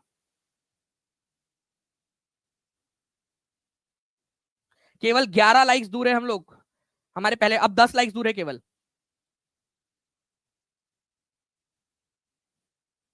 तो देखिए फ्रेंड्स, रोडवेज जो है ये क्या है आप लोगों का सबसे कॉमन कॉमन यूज होने वाला जो है आपका मोड ऑफ ट्रेवल है, सबसे कॉमनली हम इस्तेमाल करते हैं रोजमर्रा की जिंदगी में। क्या हम थोड़ी ना वाटरवे, रेलवे और एयरवे का इस्तेमाल करते हैं, सड़क मार्ग का इस्तेमाल करते हैं रोजमर्रा की जिंदगी में हम लोग। तो एक ही जोड़ी जो है वो लगेंगी आपकी 4 के साथ में, ठीक है। रेलवे जो है ये आपका चीप है, सस्ता है आप लोगों का, ठीक है। जो है अगर आपको जल्दी से पहुंचाना है, carry heavy goods and people, लोगों को भी पहुंचा देता है जल्दी से, ठीक है, और सस्ता है तीव्रता से, और कम खर्च में लोगों को और भारी सामान को पहुंचा देता है, तो रेलवे है, ठीक है। Carry heavy goods and people, जनता को भी, ठीक है, लॉन्ग डिस्टेंस क्विकली और चीपली, ठीक है। तो आंसर क्या हो जाएगा आप लोगों का यहाँ पर में, बी की जोड़ी लगेंगी 3 के साथ में, वाटरवे। ये भी सस्ता है, लेकिन ये जनरली हैवी और बल्की है, बल्की मतलब हैवी से भी ज्यादा, ठीक है, बहुत ज्यादा जो बड़े बड़े कंटेनर्स होते हैं, बड़े बड़ी जो मशीनरीज होती है, उनको लंबे दूरी तक ले जाने के लिए सस्ता कौन सा है, वाटरवे है आपका, ठीक है। तो सी की जोड़ी जो है वो लगेंगी 2 के साथ में, ठीक है। अधिक दूरी तक भारी और बड़े आकार वाले सामान को ढोने के लिए, बड़े आकार वाले आप ट्रेन में नहीं ले जा सकते, ट्रेन का डब्बा जितना बड़ा उतना ही बड़ा लेके जा पाओगे बड़े आकार में, ठीक है। और एयरवे जो है आप लोगों का सबसे फास्टेस्ट है, फास्टेस्ट 1 में दिया हुआ है, 1 में। आंसर आप लोग लगाइए क्या होगा। मैं चाहता हूं यहां पर मैं आप लोग प्रैक्टिस करो कि आप आंसर लगाने की प्रैक्टिस, क्योंकि कई बार क्या होता है ना, आप सही हाथ तो कर लेते हो लेकिन ये गलत लगा के आते हो, तो दिमाग में अभी से प्रैक्टिस होती रहनी चाहिए आप लोगों की। जल्दी जल्दी से बताएंगे इस पर्टिकुलर क्वेश्चन का आंसर क्या होगा, हर एक बच्चा जल्दी से लगा देगा यहाँ पर में, ठीक है। अब यहाँ पर में एक चीज देखिए आप लोग फ्रेंड्स, एक क्वेश्चन है कंसेप्ट वाला क्वेश्चन, अगर समझ आ गया होगे ना चीज तो आप लोग इसका आंसर लगा लोगे। ध्यान से देखिए आप लोग, इसमें बोला गया है अशोक को अपने संबंधियों से मिलने के लिए मुंबई से दिल्ली जाना है, अशोक परिवहन के कौन से साधन का उपयोग कर सकता है। कुछ बच्चे पूछे सर पेड क्लास में कैसे ज्वाइन होना है, तो मैं आपको बता दूं कि पेड क्लास के अंदर में आप टीचिंग परीक्षा के एप्लीकेशन पे चले जाइए, वहां से आप ज्वाइन हो सकते हो, और आपको जितनी भी पीपीटीज है, सारी चीजें हैं, वो सारा आप लोगों को टीचिंग परीक्षा के पेड ऐप के अंदर में मिल जाएगा। और अब हम लोग बहुत जल्दी यूट्यूब को टीपी ट्यूब में बदलने वाले हैं, बहुत जल्द, ठीक है। यूट्यूब अब टीपी ट्यूब बनने वाला है, कैसे, आप सोचिए, टेक्नोलॉजी की मदद से एक हम उसको टीपी ट्यूब करेंगे यूट्यूब को बदल के। और मैं ब्लफ नहीं कर रहा हूं, आप सच में देखिएगा एक टेक्नोलॉजी जहां पर में आप लोगों के लिए हमने एक बहुत ही बढ़िया वाला सिस्टम डेवलप किया है, और पहले जो जितने भी पेड स्टूडेंट है उन लोगों को पायलट प्रोजेक्ट के तौर पर हम लोग को इस्तेमाल करने देंगे, प्लस सीटेट के कुछ जो बच्चे हैं उन लोगों के लिए हम पायलट प्रोजेक्ट के तौर पर चैट विद एनसीईआरटी कुछ लोगों को चुनेंगे हम लोग, ठीक है। चैट विद एनसीईआरटी का फीचर हम लोग देने वाले, ट्राई करने के लिए पहले आप लोगों को दिया जाएगा, ठीक है। उसके लिए रजिस्ट्रेशन हम लोग लेंगे, ताकि आप लोगों के साथ आप लोगों को पहले दिया जाए, आप लोग उससे चैट करो, फिर जो भी उसमें प्रॉब्लम्स आ रही होंगी, जो भी उसमें टेक्निकल इंप्रूवमेंट करने, वो हम आपके रिजल्ट के आधार पर उसके अंदर में और इंप्रूव करके फिर फाइनल वर्जन उसका लॉन्च करें। ओके, तो यहां से देखिए उसने बोला है कि उसको मुंबई से दिल्ली जाना है, मुंबई से दिल्ली जाना है, ठीक है। तो वो भाई वाटरवे का इस्तेमाल तो नहीं कर सकता, क्योंकि कौन सा वहां समुद्र थोड़ी है बीच में, ठीक है। तो या तो वो हवाई जहाज से जा सकता है, या तो रेलवे से जा सकता है, या तो रोड से जा सकता है। तो जहां जहां ए है उसको काट दो, आंसर सी हो गया। एग्जाम का क्वेश्चन है आपके, ठीक है। चलिए, नाउ किस प्रकार की पवनें स्थल एवं समुद्री समीर होती है, 14 दिसंबर 2024 का क्वेश्चन, सबसे लेटेस्ट जो पिछली एग्जाम हुई थी उसका।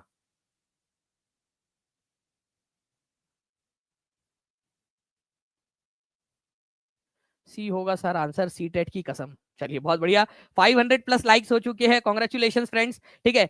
आप सभी लोगों का बहुत बहुत शुक्रिया यूट्यूब टीम। देखिए बच्चे यहाँ पर में आपकी जो चीज है उसको यहाँ पर में कर रहे हैं, तो हम अब आपकी जिम्मेदारी बनती है। यूट्यूब टीम से सभी लोग रिक्वेस्ट कर देंगे कि अब ज्यादा से ज्यादा सेशन जो है एसएसटी को दिए जाए, क्योंकि आप लोगों ने यहाँ पर में प्रूव करके दिखा दिया है कि आपको सेशंस चाहिए, आप पढ़ने वाले बच्चे हो।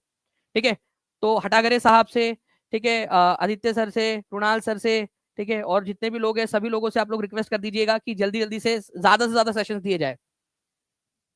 तो किस प्रकार की पवन है, कौन से प्रकार की विंड्स है, हवाएं है जो समुद्र की, देखो क्या होता है ना, आप लोग कभी तटवर्ती इलाके पे गए हो, मुंबई, चेन्नई, कोलकाता, तटवर्ती इलाकों पे आपने देखा होगा यहाँ पर में एक समय ऐसा होता है जब हवा समुद्र की तरफ में बहती है, और एक समय ऐसा आता है दिन का जब समुद्र से हवा, ठीक है, आपके तरफ में मतलब जमीन की तरफ में आती है। तो एक तरफ में हवा इधर समुद्र की तरफ में बह रही है, और एक तरफ में एक ही दिन में हवा जो है जमीन की तरफ में आ रही है। इसको सी ब्रीज बोला जाता है, land and sea breeze, land and sea breeze, ठीक है, स्थल और समुद्री समीर हवा एक ही दिन में। तो ये क्या है, केवल स्थानीय पवने हैं। ठीक है, ये क्या है, आप लोगों की स्थानीय लोकल विंड है, ये हर जगह नहीं चलती, केवल और केवल कहां पर में चलेंगी ये हवा, जहां पर में तटवर्ती इलाकों। ये बात मानते हो क्या? देखो, समुद्री और स्थलीय पवने या समीर, आप कौन से शहर से बिलोंग करते हो मुझे बताओ, मैं फिर आपको एग्जांपल देता हूं। आप कौन से शहर से बिलोंग करते हो, पहले जल्दी जल्दी से बताएंगे आप सभी लोग, कौन से शहर से बिलोंग करते हो आप? अगर मान लो आप मुंबई से बिलोंग करते हो, या आप चेन्नई से बिलोंग करते हो, ठीक है, या आप कलकत्ता से बिलोंग करते हो, या सूरत से बिलोंग करते हो, तो आपको यहाँ पर में ये दिख जाएगा, समुद्री और स्थली समीर आपको मिल जाएंगी। ठीक है, नागपुर से बिलोंग करते हैं अमृत सिंह जी बोल रहे हैं यहाँ पर में, अलग अलग इलाके, गाजियाबाद से, गाजीपुर से। अब गाजीपुर के अंदर में आप सोच लीजिए वहां समुद्र है नहीं, तो वहां पर में ये पवन आपको देखने के लिए मिलेंगी नहीं। ठीक है, बिहार से जो लोग बिलोंग करते हैं, लखनऊ से बिलोंग करते हैं, गाजीपुर से, जमुई से बिलोंग कर रहे हैं, वहां पर में मिलेगा नहीं आपको। हाँ, कोलकाता से पूनम कुमारी बिलोंग करती है, उनको समुद्री समीर और स्थलीय समीर देखने के लिए मिलेगा, क्योंकि कोलकाता तटवर्ती इलाका है। मतलब ये केवल और केवल कहां पर में मिलेगा आपको, जहां पर में तटवर्ती इलाका है, समुद्र के पास का कोस्टल, कोस्टल जो एरिया है वहां पर में देखने के लिए मिलेगा। तो ये केवल स्थानीय कुछ कुछ जगहों पे लोकल विंड है, ये हर जगह नहीं दिखती। ठीक है, केवल कुछ कुछ जगह पे, और वो भी लोकल इलाके पे ही उसका प्रभाव रहता है, तटवर्ती इलाके तक ही बस। ठीक है, इसी वजह से ये लोकल विंड्स है। तो देखिए पूरा आपको पढ़ाया था मैंने, ये देखिए प्रूफ के साथ दिखा रहा हूँ, ये सीटेट दिसंबर 2024 को आया क्वेश्चन, ये देखिए आपको पढ़ाया था यहाँ पर में। ठीक है, लोकल विंड, परमानेंट विंड के बारे में, सीजनल विंड के बारे में, लोकल विंड के बारे में बताया था आप लोगों को। ठीक है, यहाँ पर में आप देख सकते हो कि जो लैंड एंड सी ब्रीज है आप लोगों की, लैंड एंड सी ब्रीज, यहाँ पर में आप देखिए लैंड एंड सी ब्रीज, ये क्या है, लोकल विंड का एग्जाम्पल है। ओके, आपको दिया हुआ है पूरा का पूरा लैंड एंड सी ब्रीज, देखो उसको बताया भी था, स्पेशली हाईलाइट किया था कि प्लीज इसको करके जाना। तो अभी भी बोल रहा हूं, जो बता रहा हूं वो पढ़ के जाइए। आप डायरेक्ट डायरेक्ट देख सकते हो, जिसको हाईलाइट किया था वही पूछा गया आप लोगों से एग्जाम के अंदर में। एक्सपीरियंस है फ्रेंड्स इतने सालों का, ठीक है, करीब 13-14 साल हो चुके हैं पढ़ाते पढ़ाते, अब एक्सपीरियंस आ चुका है कि क्या पूछ सकते हैं एग्जाम के अंदर में आपसे। ठीक है, तो ये न्यू एनसीईआरटी और ओल्ड एनसीईआरटी दोनों में दिया हुआ है, सारी की सारी पवने भी मैं कल आपको पढ़ाने वाला हूं, तो कल का सेशन बिल्कुल मिस मत करिएगा आप लोग। ओके, अकबरनामा के अनुसार सूबेदार ने कौन सा कार्यभार संभाला था? अकबरनामा जो पुस्तक है, अब एक और क्वेश्चन यहां पर में बनता है आपका कि अकबरनामा नामक पुस्तक लिखी किसने थी? ये क्वेश्चन का आंसर भी आप लोग बताएंगे, अकबरनामा किसने लिखी, और दूसरा सूबेदार कौन सा काम संभालता था?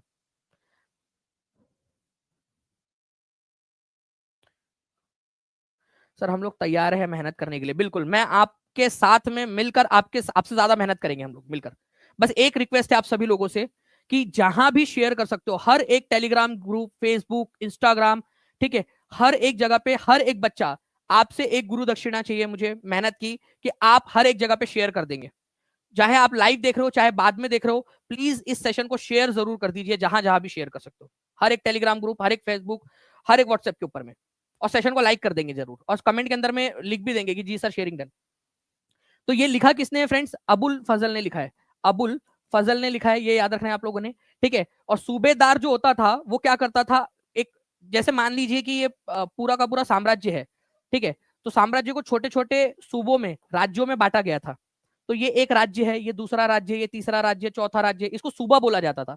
तो मुगलों के समय में छोटे छोटे राज्यों को क्या बोलते थे? सूबा बोलते थे, सूबा, सूबा। ठीक है, और जो इस सूबे का प्रमुख होता था, ठीक है, उसको बोला जाता था सूबेदार। ठीक है, सूबेदार जो इस सूबे को संभालता था। ठीक है, तो कौन से फंक्शन संभालता था सूबे के? तो देखिए फ्रेंड्स, यहां पर मैं याद रखना है उस सूबे के जितने भी पॉलिटिकल फंक्शन है, राजनीतिक फंक्शन है उसके, ठीक है, और वहां के जो मिलिट्री फंक्शन है, मतलब वहां उस सूबे की रक्षा करना, उस सूबे में मिलिट्री को मेंटेन करना, ये सूबेदार का काम होता था। फाइनेंस के लिए एक अलग अधिकारी होता था, ठीक है, ये याद रखना है आप लोगों ने। ओनली पॉलिटिकल या ओनली रिलीजियस नहीं, पॉलिटिकल और मिलिट्री फंक्शंस संभालने का काम उस सूबे के प्रमुख का, उस सूबे के सूबेदार का। मान लो एक सूबा है ये, तो इस सूबे का जो सूबेदार होगा वो वहां का राजनीतिक और सैनिक कारभार संभालेगा। प्लीज इसको याद रख लीजिए आप सभी लोग, ठीक है। जो फाइनेंस के लिए एक अधिकारी होता था उसको बोला जाता था दीवान, ठीक है, दीवान। हर सूबे का एक अलग फाइनेंस का अधिकारी होता था, उसको दीवान बोलते थे। तो मुगल काल में फाइनेंस को संभालने वाला, वित्त, उस सूबे के वित्त को संभालने वाले अधिकारी का क्या नाम था, जल्दी बताइए। उसको दीवान बोला जाता था, दीवान साहब, ठीक है, आपने अब तक हमारा पैसा रिलीज नहीं किया, ठीक है, बताइए क्यों। आप लोगों ने पुरानी मूवीज के अंदर में देखा होगा ना ऐसे, कितने लोगों ने देखा है दीवान साहब वाला, है ना। दीवानची, हमारे फैक्ट्री के दीवानची है, ऐसा भी कई सारे मूवीज के अंदर में हम लोगों ने देखा होगा, या आम बोलचाल की भाषा में भी देखा होगा। तो दीवान शब्द का इस्तेमाल कई बार आप लोगों ने देखा है ना। तो वित्तीय अधिकारी को दीवान बोलते थे। सूबेदार जो होता था, हर सूबे का एक सूबेदार होता था, राजनीतिक और सैनिक कारभार संभालता था। मैं आसान भाषा में आप लोगों को यहाँ पर मैं लिख दिया हूं। अब देखिए यहाँ पर मैं आप लोग, जो मुगल साम्राज्य था कई सारे प्रांतों में बटा हुआ था, राज्यों में, प्रांत मतलब राज्य, और इन राज्यों को या इन प्रांतों को सूबा कहा जाता था, सूबा। हर सूबे का एक प्रमुख होता था, उसको बोलते थे सूबेदार। आप कौन से राज्य से बिलोंग करते हो बताइए जल्दी से, कौन से प्रांत से बिलोंग करते हो, भारत के कौन से प्रांत से बिलोंग करते हो, जल्दी से लिखेंगे आप लोग। अरे मध्य प्रदेश, हरियाणा, हिमाचल प्रदेश, पंजाब, ठीक है, तमिलनाडु, पश्चिम बंगाल, बिहार, कहीं से कोई तो सूबे से बिलोंग करते होंगे आप, यूपी, ठीक है, राजस्थान, महाराष्ट्र, दिल्ली, ठीक है। तो आप जिस भी सूबे से बिलोंग करते हो, जिस प्रांत से बिलोंग करते हो, वो एक सूबा मान लो उसको। मान लो कि उस राज्य का आपको सबसे प्रमुख इंसान बना दिया गया, जैसे आज मुख्यमंत्री होता है राज्यों का, वैसे ही, ठीक है। लेकिन मुख्यमंत्री के पास में आज सैनिक अधिकार नहीं है। मुगल काल में उस मुख्यमंत्री या उस सूबेदार के पास में, ठीक है, राजनीति के साथ में सैनिक अधिकार भी होते थे। ये याद रखना है। अब आई होप समझ में आ गया होगा आप लोगों को, ओके। और हर प्रांत में एक वित्त अधिकारी भी होता था जो पैसे की लेन देन का हिसाब किताब रखता था, उसको दीवान बोला जाता था।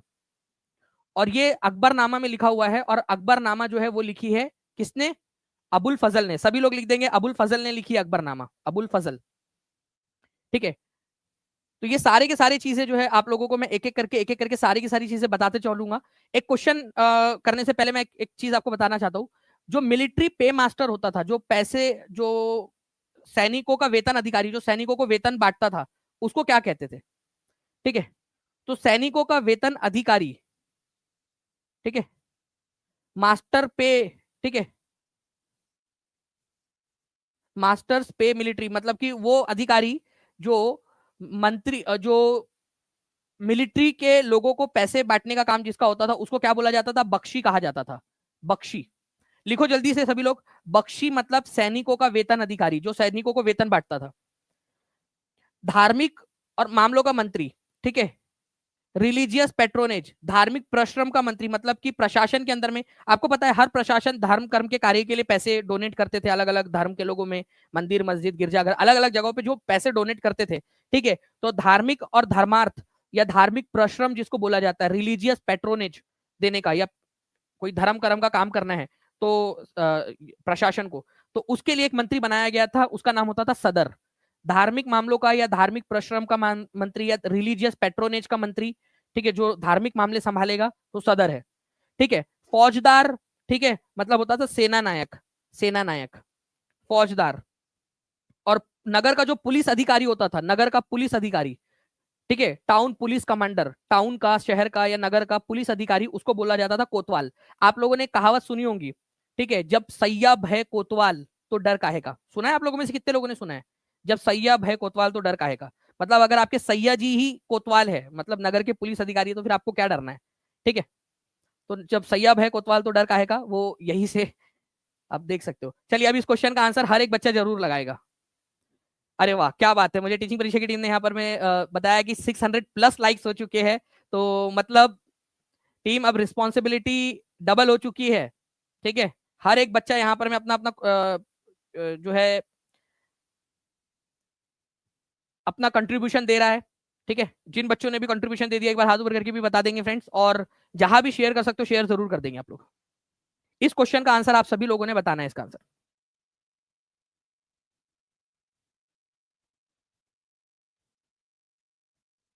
तो देखिए इस पर्टिकुलर क्वेश्चन के अंदर में ये बोला गया है कि सैनिक वेतन अधिकारी, ठीक है, मिलिट्री पे मास्टर, मैंने अभी आपको बताया कि उसको बख्शी बोला जाता है, मास्टर पे मिलिट्री, मास्टर ऑफ मिलिट्री पे, ठीक है, बख्शी बोला जाता है उसको, ठीक है। सैनिकों का वेतन अधिकारी बख्शी। धार्मिक मामलों का जो मंत्री है उसको बोला जाता है सदर, ओके। और सेना नायक जो होता है मिलिट्री कमांडर उसको बोला जाता है फौजदार, फौजी, सेना मतलब फौज, ठीक है। और नगर पुलिस, नगर का जो पुलिस अधिकारी है, ठीक है, उसको क्या बोला जाता है, कोतवाल, ठीक है, पुलिस कोतवाल। अब आप लोग यहां से सही आंसर आप लोग लगाएंगे, आपकी आपकी जो है प्रैक्टिस होनी चाहिए इस पर्टिकुलर इसकी, ठीक है। जल्दी जल्दी से आप लोग बताएंगे इस पर्टिकुलर क्वेश्चन का आंसर क्या होने वाला है, ताकि जल्दी से हम लोग आगे बढ़ सके इसके अंदर में।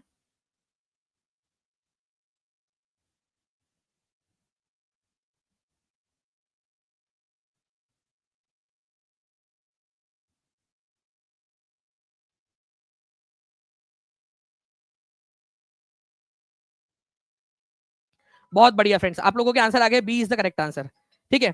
नेक्स्ट क्वेश्चन की तरफ में हम लोग आगे बढ़ते हैं। यहाँ पर में आप लोगों को इस पर्टिकुलर क्वेश्चन का आंसर लगाना है, करेक्ट सीक्वेंस क्या होगा।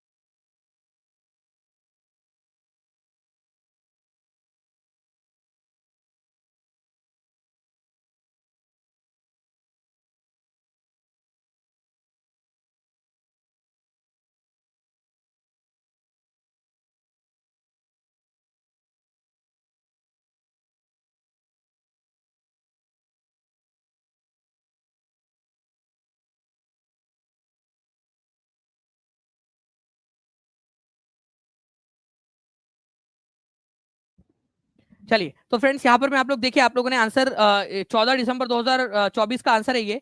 आप लोगों को एक चीज याद रखनी है हमेशा, ठीक है, एक चीज कि भाई रॉक साइकिल किस तरीके से काम करता है। सबसे पहले, ठीक है, सबसे पहले जो है एक चीज समझिए आप लोग कि जब कोई एक ज्वालामुखी फटता है, ठीक है, उसमें से मैग्मा जो निकलता है ना, मैग्मा, मैं समझा रहा हूं प्लीज ध्यान से समझिए आप लोग, उसके बाद में आप लोग आंसर करिएगा क्योंकि ये कंसेप्चुअल क्वेश्चन है। मैग्मा जब निकलता है, ठीक है, एक बार मैं जस्ट दिखा दूं आप लोगों को, हाँ यहाँ पर मैं हमारे पास में इमेज लगी हुई है, मैं इमेज से ही समझा देता हूं आप लोगों को, ठीक है।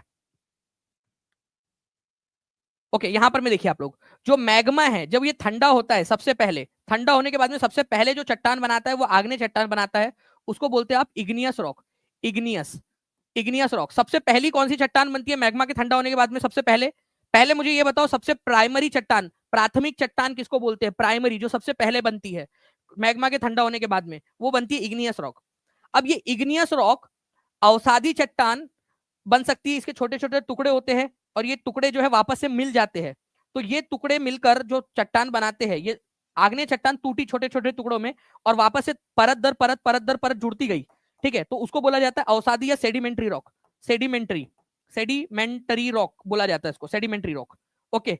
अब ये आग्नेय चट्टान के ऊपर में आप बहुत ज्यादा हीट या प्रेशर डालोगे, हीट, हीट प्लस प्रेशर आप डालिए, बहुत ज्यादा हीट और प्रेशर, ये आग्नेय चट्टान कायांतरी चट्टान में बदल जाएंगी, कायांतरी चट्टान के अंदर में बदल जाएंगी। या फिर आप अवसादी चट्टान के ऊपर में हीट और प्रेशर डालिए आप, तो ये भी कायांतरी चट्टान में बदल जाएंगी, अवसादी चट्टान।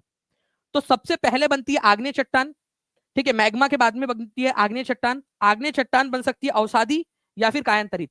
अगर कायांतरित चट्टान वापस से पृथ्वी के अंदर में चली गई, ठीक है, कायांतरित चट्टान या मेटामॉर्फिक रॉक वापस से पृथ्वी में चली गई, तो ये फिर से मैग्मा बन जाएंगी, वापस से, वापस से मैग्मा बन जाएंगी, और ये चक्र चलता रहता है, ये चक्र चलता रहता है।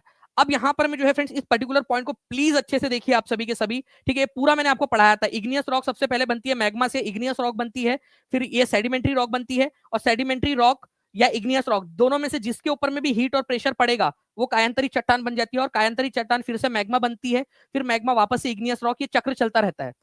अब यहां पर में आप लोग देखिए कि सबसे जो है क्लोज आंसर क्या हो सकता है।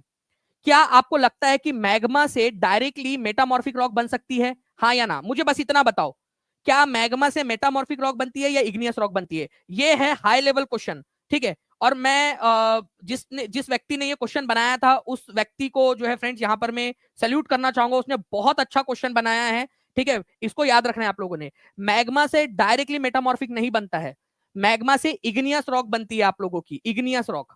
ओके, तो ये आंसर आप लोगों का नहीं हो सकता, ठीक है। मैग्मा से इग्नियस मेटामॉर्फिक रॉक डायरेक्टली नहीं बन सकती, ठीक है, करेक्ट सीक्वेंस नहीं है यहां पर में। ओके, अब इग्नियस रॉक जो है, इग्नियस रॉक से डायरेक्टली मैग्मा आप लोगों का नहीं बनता, ठीक है, इग्नियस रॉक से।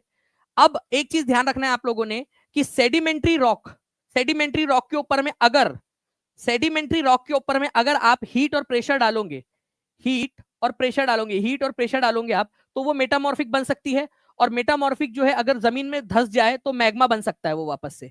तो ये सीक्वेंस सही है, इसमें इग्नियस को आउट कर दिया है। जरूरी थोड़ी ना है कि चक्र में आप इग्नियस रखो ही, भाई उसने क्या बोला है, कंसेप्ट कंसेप्ट को समझो। उसने क्या बोला है आप लोगों से कि कौन सा सही चक्र है। हो सकता है वो चक्र में आपको कंफ्यूज करने के लिए एक आध बीच वाले किसी चीज को हटा दे, वो जैसे उसने इग्नियस को हटा दिया, क्योंकि यहां पर मैं आप देखिए इग्नियस जो है आप लोगों की, ठीक है, इग्नियस रॉक, ओके, यहां पर मैं डायरेक्टली मेटामॉर्फिक और फिर सेडिमेंट्री बोल रहा है, ओके, जबकि इग्नियस रॉक सेडिमेंट्री भी बन सकती है डायरेक्टली, लेकिन सेडिमेंट्री रॉक डायरेक्ट मैग्मा नहीं बन सकता। तो जो सही सीक्वेंस बन रहा है, जो बन सकता है, पॉसिबल है, ठीक है, ओके, जो करेक्ट सीक्वेंस है आप लोगों का, ओके, ये याद रखना है आप लोगों ने फ्रेंड्स। इग्नियस, इग्नियस दिया नहीं है यहां पर में, इग्नियस के बाद में सेडिमेंट्री या फिर मेटामॉर्फिक बन सकता है, लेकिन यहाँ इग्नियस उसने जानबूझ के हटा दिया पहले ऑप्शन में से, इग्नियस जानबूझ के, क्योंकि उसको मालूम था कि इग्नियस के बाद में सेडिमेंट्री रॉक बन सकती है, ठीक है, तो या मेटामॉर्फिक बन सकती है, तो सेडिमेंट्री के बाद में ही बनेगा मेटामॉर्फिक, और मेटामॉर्फिक के बाद में ही मैग्मा बनेगा, इसके अलावा कोई पॉसिबिलिटी नहीं है, ठीक है। ये चीज याद रखनी है आप लोगों ने, एक बार जल्दी से समझो इसको।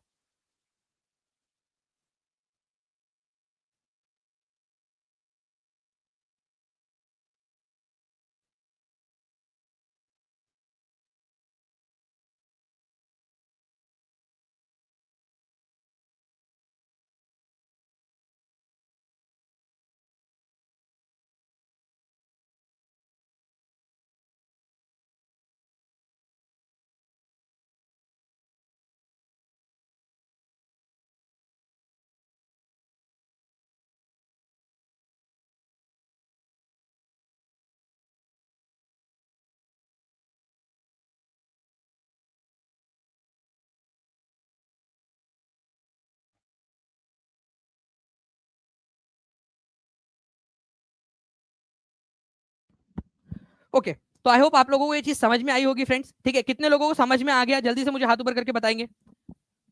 जितने भी बच्चे हैं जिनको समझ में आ गया है, ठीक है, वो हाथ ऊपर करके जल्दी जल्दी से मुझे बता दीजिए, जल्दी जल्दी से, अगर समझ में आ गया है तो। और कितने बच्चे चाहते हैं कि इस तरीके के इस तरीके के क्वेश्चंस मैं करवा दूं आपको। ध्यान से सोचिए आप लोग बस, ठीक है। इग्नियस से मेटामॉर्फिक और इग्नियस से सेडिमेंट्री दोनों बन सकते हैं, इसी वजह से दो आंसर नहीं हो सकता, ये करेक्ट सीक्वेंस नहीं बनेगा आप लोगों का, ठीक है। लेकिन यहां पर मैं जानबूझ के उसने इग्नियस हटाया है ताकि वो एक क्रम लगा सके, ठीक है, यहां पर मैं एक क्रम लगा सके कि भाई सेडिमेंट्री है, उससे मेटामॉर्फिक और फिर मैग्मा बना है, ठीक है। अदरवाइज जो इग्नियस रखता तो वो दोनों तरीके के क्वेश्चन बन सकते थे, क्योंकि इग्नियस से डायरेक्टली मेटामॉर्फिक बन सकता है और इग्नियस से डायरेक्टली सेडिमेंट्री भी बन सकता है। ये चक्र थोड़ा सा विचित्र है, विचित्र सा चक्र है। तो अगर ऐसे क्वेश्चंस आप लोग चाहते हो कि इस तरीके के क्वेश्चंस मैं आपको करवा दूं, ठीक है, आज रात में 8 बजे एलटी ग्रेड की भी आपकी क्लास होने वाली है, उसके लिए भी तैयार रहिएगा। मैं आप सब लोगों से फ्रेंड्स एक रिक्वेस्ट करूंगा कि जहां भी शेयर कर सकते हो इस सेशन को जल्दी जल्दी से शेयर कर दीजिए आप लोग, टेलीग्राम, फेसबुक, व्हाट्सएप, इंस्टाग्राम। और कल जो है आप उसके लिए तैयार रहिए, आप लोग कल के सेशन के लिए बिल्कुल तैयार रहिएगा, ताकि हर एक तरीके का जो भी क्वेश्चन है आप लोगों के सारे क्वेश्चन मैं आप लोगों को करवा दूं, ठीक है। चलिए नेक्स्ट क्वेश्चन की तरफ में हम लोग आगे बढ़ते हैं। आप लोगों का नेक्स्ट क्वेश्चन आपकी स्क्रीन के ऊपर में ये रहा, एक बार जल्दी जल्दी से शेयर जरूर कर देंगे आप सभी लोग, ठीक है, ओके। ये देखिए यहां पर में बोला गया है इस पर्टिकुलर क्वेश्चन के अंदर में, ये कंसेप्चुअल क्वेश्चन है, जो बच्चा कंसेप्ट समझ जाएगा वो आंसर कर पाएंगे।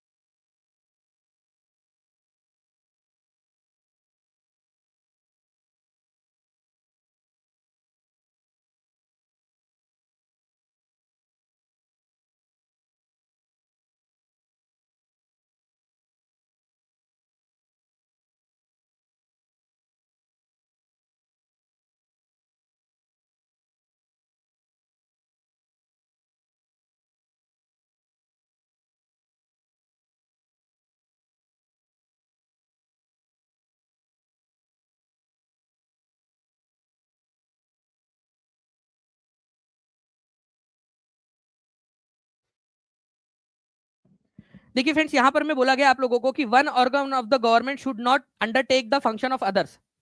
देखो, हमारे सबसे पहली चीज, एक चीज समझो आप लोग, बहुत ही इंपॉर्टेंट है। हमारे संविधान के अनुसार हमारे भारत के कितने अंग है? 3 अंग है। सभी लोग लिखेंगे यहां पर में कितने ऑर्गन है? 3 ऑर्गन है हमारे संविधान के अनुसार हमारे सरकार के। कौन कौन से ये 3 ऑर्गन कौन कौन से? ध्यान से समझो आप लोग। सबसे पहले आता है आप लोगों का लेजिस्लेचर।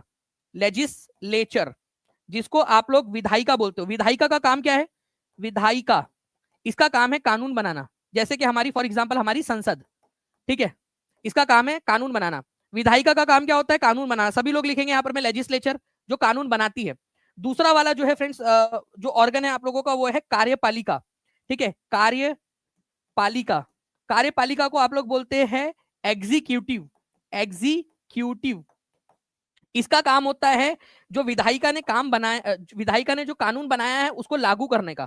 ठीक है, तो जो कानून इसने बनाया है उसको लागू करने का काम जो है एग्जीक्यूटिव का होता है। ओके, और एक होती है हमारी न्यायपालिका। ओके, न्यायपालिका, ये भी लिख देता हूं मैं आप लोगों के लिए, न्यायपालिका। न्यायपालिका, जिसको आप जुडिशरी बोलते हो, जुडिशियरी। ओके, ये इसका काम होता है इन दोनों पे नजर रखने का कि सारी चीजें काम इसके बराबर हो रही है नहीं। क्या आपको लगता है कि एक दूसरे के काम में टांग अड़ाना चाहिए इन लोगों ने? हाँ या ना? मुझे बस इतनी चीज बताओ। आपको क्या लगता है कि एक अंग को दूसरे अंग के काम का उत्तरदायित्व भार अपने ऊपर नहीं लेना चाहिए? बात सही है या नहीं? अपने ऊपर नहीं लेना चाहिए, चाहे जिसका काम है उसको करने देना चाहिए चुपचाप से। पहले ये बताओ मेरे को, ये बात समझ रहे हो कि नहीं? भाई, काम का बंटवारा इसीलिए किया गया है या काम अलग अलग दिए गए ताकि अपने अपने काम करे। अगर मान लो कि एग्जीक्यूटिव जुडिशरी का काम करने लगे, या जुडिशरी एग्जीक्यूटिव का काम करने लगे, या एग्जीक्यूटिव विधायिका का काम करने लगे, तो कितना केओस क्रिएट हो जाएगा हमारे। ठीक है, ओके। तो ये प्लीज याद रखिएगा आप लोग, लेजिस्लेचर, एग्जीक्यूटिव, जुडिशरी, इनको, ये 3 ऑर्गन है और तीनों को अपने अपने काम करने चाहिए। ठीक है, तो ये पहला वाला जो है वो बिल्कुल सही है आप लोगों का। दूसरी चीज, one organ of the government should not interfere with the functions of other organ. सरकार के एक अंग को दूसरे अंग के काम में हस्तक्षेप नहीं करना चाहिए। वही तो बात यहां पर में भी बोली गई है, सिंपल सी सेम चीज तो बोली गई है यहां पर में, कि एक ऑर्गन को दूसरे ऑर्गन के काम में हस्तक्षेप नहीं करना चाहिए, उनके काम में अड़ंगा नहीं डालना चाहिए। ठीक है, इंटरफेयर नहीं करना चाहिए, नहीं तो जाके जुडिशरी जो है इंटरफेयर कर रही, अरे नहीं नहीं, ये कानून बनाओ, ये कानून बनाओ, जजेस की सैलरी बढ़ा दो, बनाओ बनाओ बनाओ बनाओ, ये कानून बनाओ। ठीक है, और यहाँ पर मैं एग्जीक्यूटिव जो है वो जुडिशरी को बोल रही है, अरे ये वाला ऑर्डर पास करो, तुम ऑर्डर पास करो ताकि हमारे पावर्स बढ़ जाए। ऐसा थोड़ी, एक दूसरे के काम में इंटरफेयर नहीं करना चाहिए यहाँ पर। ओके, तो ये भी बात बिल्कुल सही है। तो आंसर क्या होगा आपके हिसाब से? आंसर क्या होगा? मोस्ट लॉजिकल आंसर क्या होगा? आप लोग बताइए मुझे जल्दी से।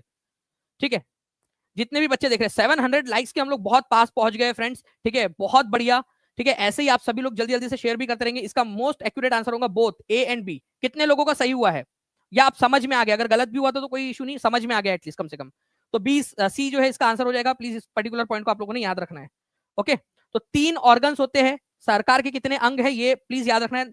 ठीक है, लेजिस्लेचर, जुडिशरी, एग्जीक्यूटिव, गवर्नमेंट के 3 अंग है। ये क्वेश्चन बार बार आता है एग्जाम के अंदर में। ठीक है, नेक्स्ट क्वेश्चन की तरफ में आगे बढ़ते हैं हम लोग। अब देखो, एग्जीक्यूटिव मतलब कौन, ये कंसेप्चुअल क्वेश्चन है। अगर ये समझ गए आप तो आप बहुत सारे एग्जाम के क्वेश्चन सॉल्व कर पाओगे। एग्जीक्यूटिव मतलब कौन, मैंने अभी आपको बताया, एग्जीक्यूटिव का मतलब जो कानून को लागू करता है, लागू करने वाली संस्था। और आज हमारे देश के अंदर में जो सरकार होती है ना, सरकार, जैसे मोदी सरकार है देश स्तर पे, आपके राज्य के अंदर में एक सरकार होंगी। ठीक है, तो वो एग्जीक्यूटिव है जो सरकार चुनकर भेजते हैं हम, जो मंत्रिमंडल वगैरह होते हैं वो, जैसे चीफ मिनिस्टर। ठीक है, अलग अलग मंत्री लोग, ये क्या है आपके, ये एग्जीक्यूटिव कार्यकारी का काम करते हैं, कार्यकारी भाग है ये कानून को लागू करने का काम करते हैं। जो एमएलए लोग होते हैं, ये विधायिका, सारे के सारे एमएलए मिलकर किसी भी राज्य के अंदर में ये विधायिका बनाते हैं, विधायिका, लेजिस्लेचर, लेजिस्लेचर बनाते हैं ये, लेजिस्लेचर, विधायिका। जितने भी विधायक है आपके राज्य में से चुनकर, आप कौन से राज्य से बिलोंग करते हो जल्दी बताओ, ताकि मैं थोड़ा सा उससे रिलेट कर पाऊँ आप लोगों को। तो आप जिस भी राज्य से बिलोंग करते हो ना, उस राज्य के अंदर में आपके इलाके से कोई ना कोई राज्य की विधानसभा में विधायक चुनकर गया होगा। तो वो सारे के सारे विधायक जाकर उस राज्य की विधानसभा का सदस्य बनते हैं, और उस राज्य की विधानसभा के सदस्य कानून बनाते हैं, विधायिका बनाते हैं, कानून बनाते हैं, और वो कानून को लागू करने का काम मुख्यमंत्री और उनके मंत्रिमंडल का होता है। ठीक है, मुख्यमंत्री और मंत्रिमंडल का। तो एग्जीक्यूटिव का पार्ट इसमें से कौन है?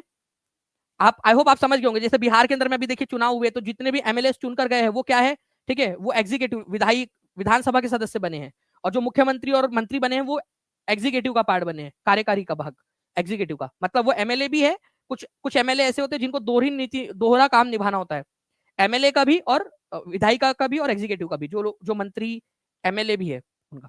ठीक है, तो आंसर इसका क्या हो जाएगा आपका 2 and 3, 2 and 3, ये आपको ऑप्शन नंबर सी में दिया हुआ है। राजस्थान से है यहाँ पर में कई सारे बच्चे, बिहार से है, यूपी से है, हरियाणा से है, ठीक है, अलग अलग राज्य से यहाँ पर में, पंजाब से है, तमिलनाडु से है, पश्चिम बंगाल से है।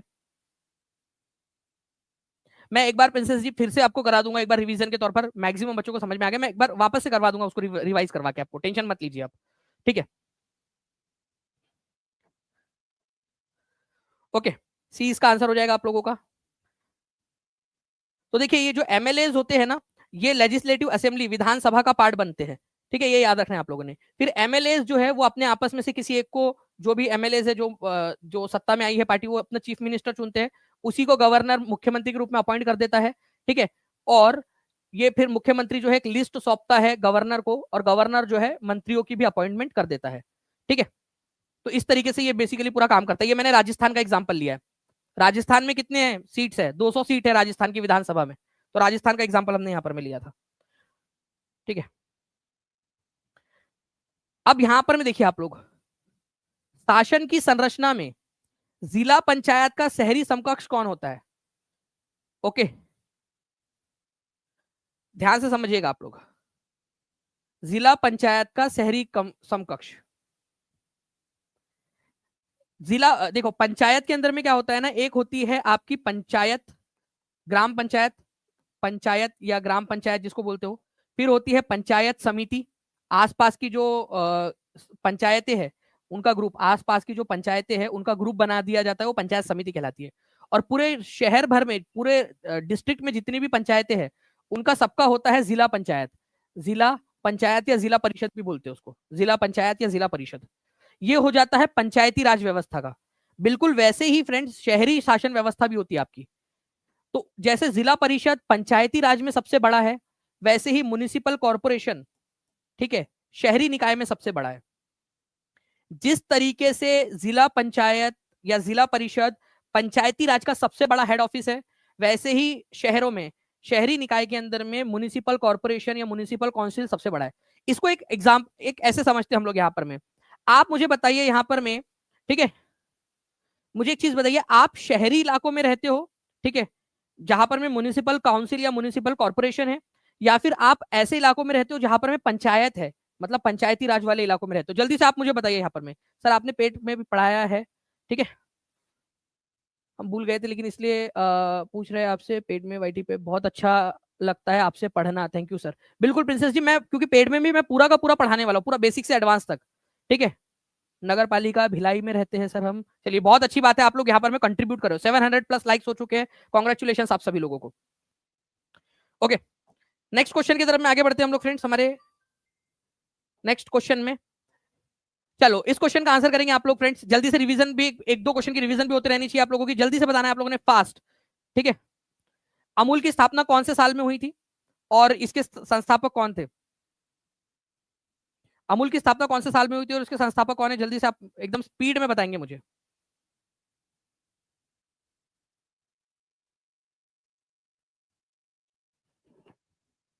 देखिए अमूल की जो स्थापना है, ठीक है, ये याद रखना है आप लोगों ने, इसकी स्थापना हुई थी 1946 में, 1946 के अंदर में।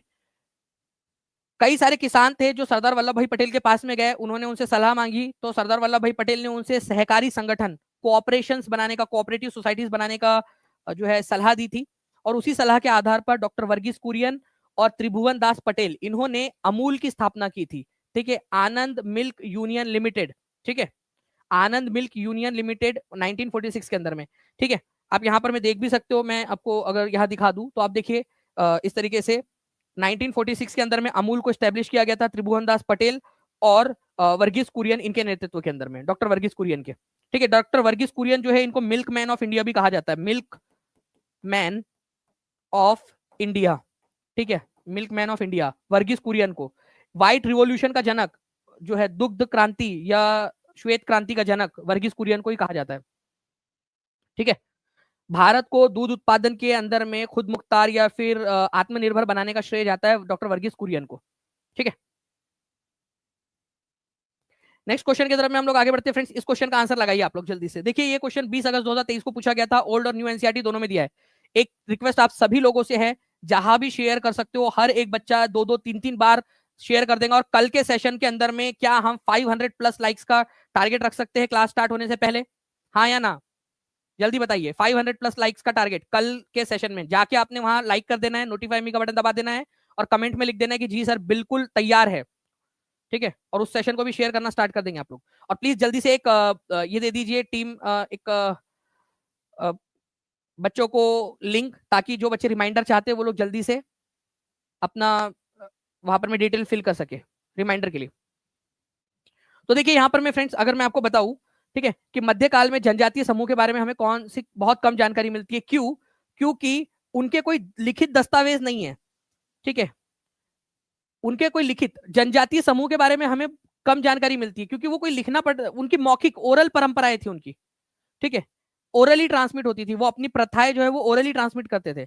आज भी आप लोग देखिए, आपके परिवारों के अंदर में जो है कई सारी प्रथाएं होंगी। हाथ ऊपर करके बताना जिसके भी घर में कोई ना कोई प्रथा हो। जैसे कि नई बहू जब घर में आएंगी, ठीक है, तो वो कलश गिराएंगी, या फिर वो हाथ के निशान लगाते हैं, या फिर कई सारे घरों के अंदर में अलग अलग प्रथाएं हैं। ठीक है, शादी ब्याह की अलग अलग प्रथाएं हैं, अलग अलग कार्यक्रम के अंदर में अलग अलग प्रथाएं। वो कहीं लिखा हुआ तो है नहीं, ठीक है, आपके कुल के अंदर में वो ओरल प्रथाएं चल रही है। वैसे ही जो है जनजातियों के अंदर में जो उनका पूरा का पूरा इतिहास, मतलब पूरा हर एक चीज जो है ओरली चलती थी, कोई चीज रिटर्न रिकॉर्ड है ही नहीं उनका। They did not keep return records. इसी वजह से हम उनके बारे में बहुत ज्यादा नहीं जानते। ठीक है, उनके बारे में कम जानकारी अवेलेबल है, क्योंकि उन्होंने रिटर्न रिकॉर्ड रखा ही नहीं। ठीक है, और आज भी आप देखोगे कि हमारे पास में भी, हमारे परिवारों के अंदर में भी, जहां पर में रिटर्न नहीं है, आने वाली जनरेशन उनको फॉलो नहीं कर रही है। कितने लोग मानते हैं पहले के जमाने में आपके मम्मी, आपके दादी, उनकी सास, मतलब आपकी परदादी, परनानी, नानी, वो प्रथाओं को फॉलो कर रहे थे। लेकिन आप देखिए धीरे धीरे धीरे धीरे उन प्रथाओं को फॉलो करना बंद हो गया, क्योंकि वो लिखा हुआ नहीं है कहीं पे भी, वो ओरल ट्रेडिशन था। धीरे धीरे धीरे धीरे अब खत्म होते जा रहा है वो। ओके, तो 4 इसका आंसर हो जाएगा फ्रेंड्स, ये याद रखिएगा आप सभी के सभी लोग।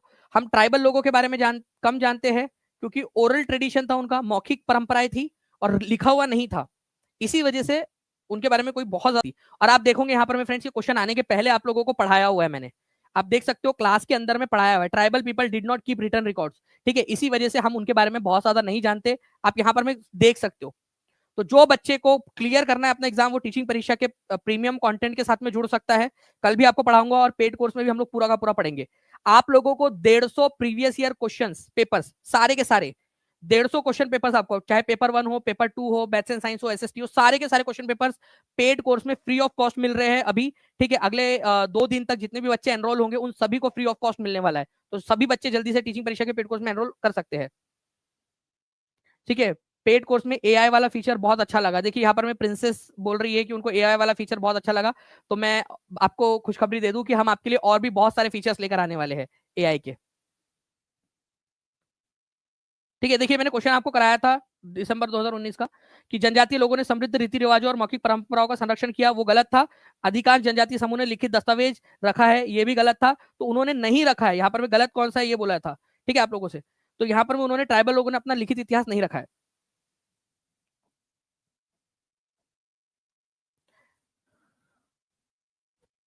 इस पर्टिकुलर क्वेश्चन का आंसर आप लोग करना चाहोगे क्या? सारे ऑप्शंस पढ़िए और बताइए मुझे क्या पूछा है आप लोगों से।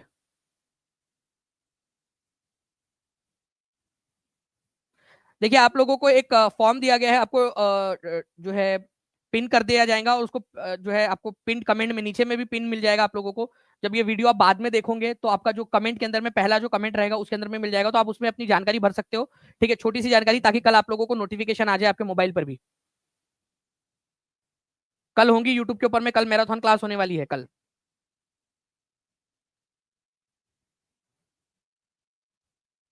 ठीक है, तो देखिए फ्रेंड्स, आप लोगों से यहाँ पर मैं ना क्या पूछा था, कौन सा वाला इनकरेक्ट है? इनकरेक्ट है। तो most tribal groups kept return record, उन्होंने रिटर्न रिकॉर्ड रखा है, बोल रहा भाई ये गलत है, उन्होंने रिटर्न रिकॉर्ड रखा ही नहीं। ठीक है, उन्होंने नहीं रखा रिटर्न रिकॉर्ड। 4 यहाँ पर मैं आंसर होगा आपका, जो भी आपको बताया मैंने उस हिसाब से।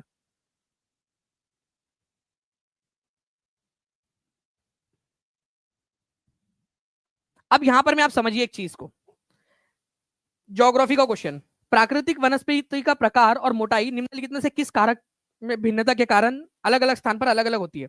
देखो अलग अलग जगह पे अलग अलग प्रकार की वनस्पति मिलती है, ये मानते हो कि नहीं मानते हो आप लोग? ठीक है, कल 2 बजे की क्लास, 2 बजे होंगी आपकी, 2 बजे से लगातार 4 घंटे 5 घंटे जितने देर चलेंगी उतने देर, और जो बच्चा पूरा सेशन लाइव देखेगा उसके लिए टेस्ट भी रहेंगी। ठीक है, तो पूरा सेशन लाइव देखना है आप सभी लोगों ने। बताइए इस पर्टिकुलर क्वेश्चन का आंसर क्या होगा? वनस्पति, प्राकृतिक वनस्पति का प्रकार, मोटाई और निम्नलिखित में से किस प्रकार के, अलग अलग जगह पे अलग अलग प्रकार की वनस्पति मिलती है। देखिए जैसे यहाँ पर मैं प्रीति ने बताया भी है कि अलग, जी हाँ सर बिल्कुल अलग अलग जगह पे मिलती है प्रिंसेस ने। तो देखिए टेम्परेचर और मॉइस्चर, अलग जगह पे अलग टेम्परेचर होता है क्योंकि सूरज की रोशनी चाहिए होती है उनको।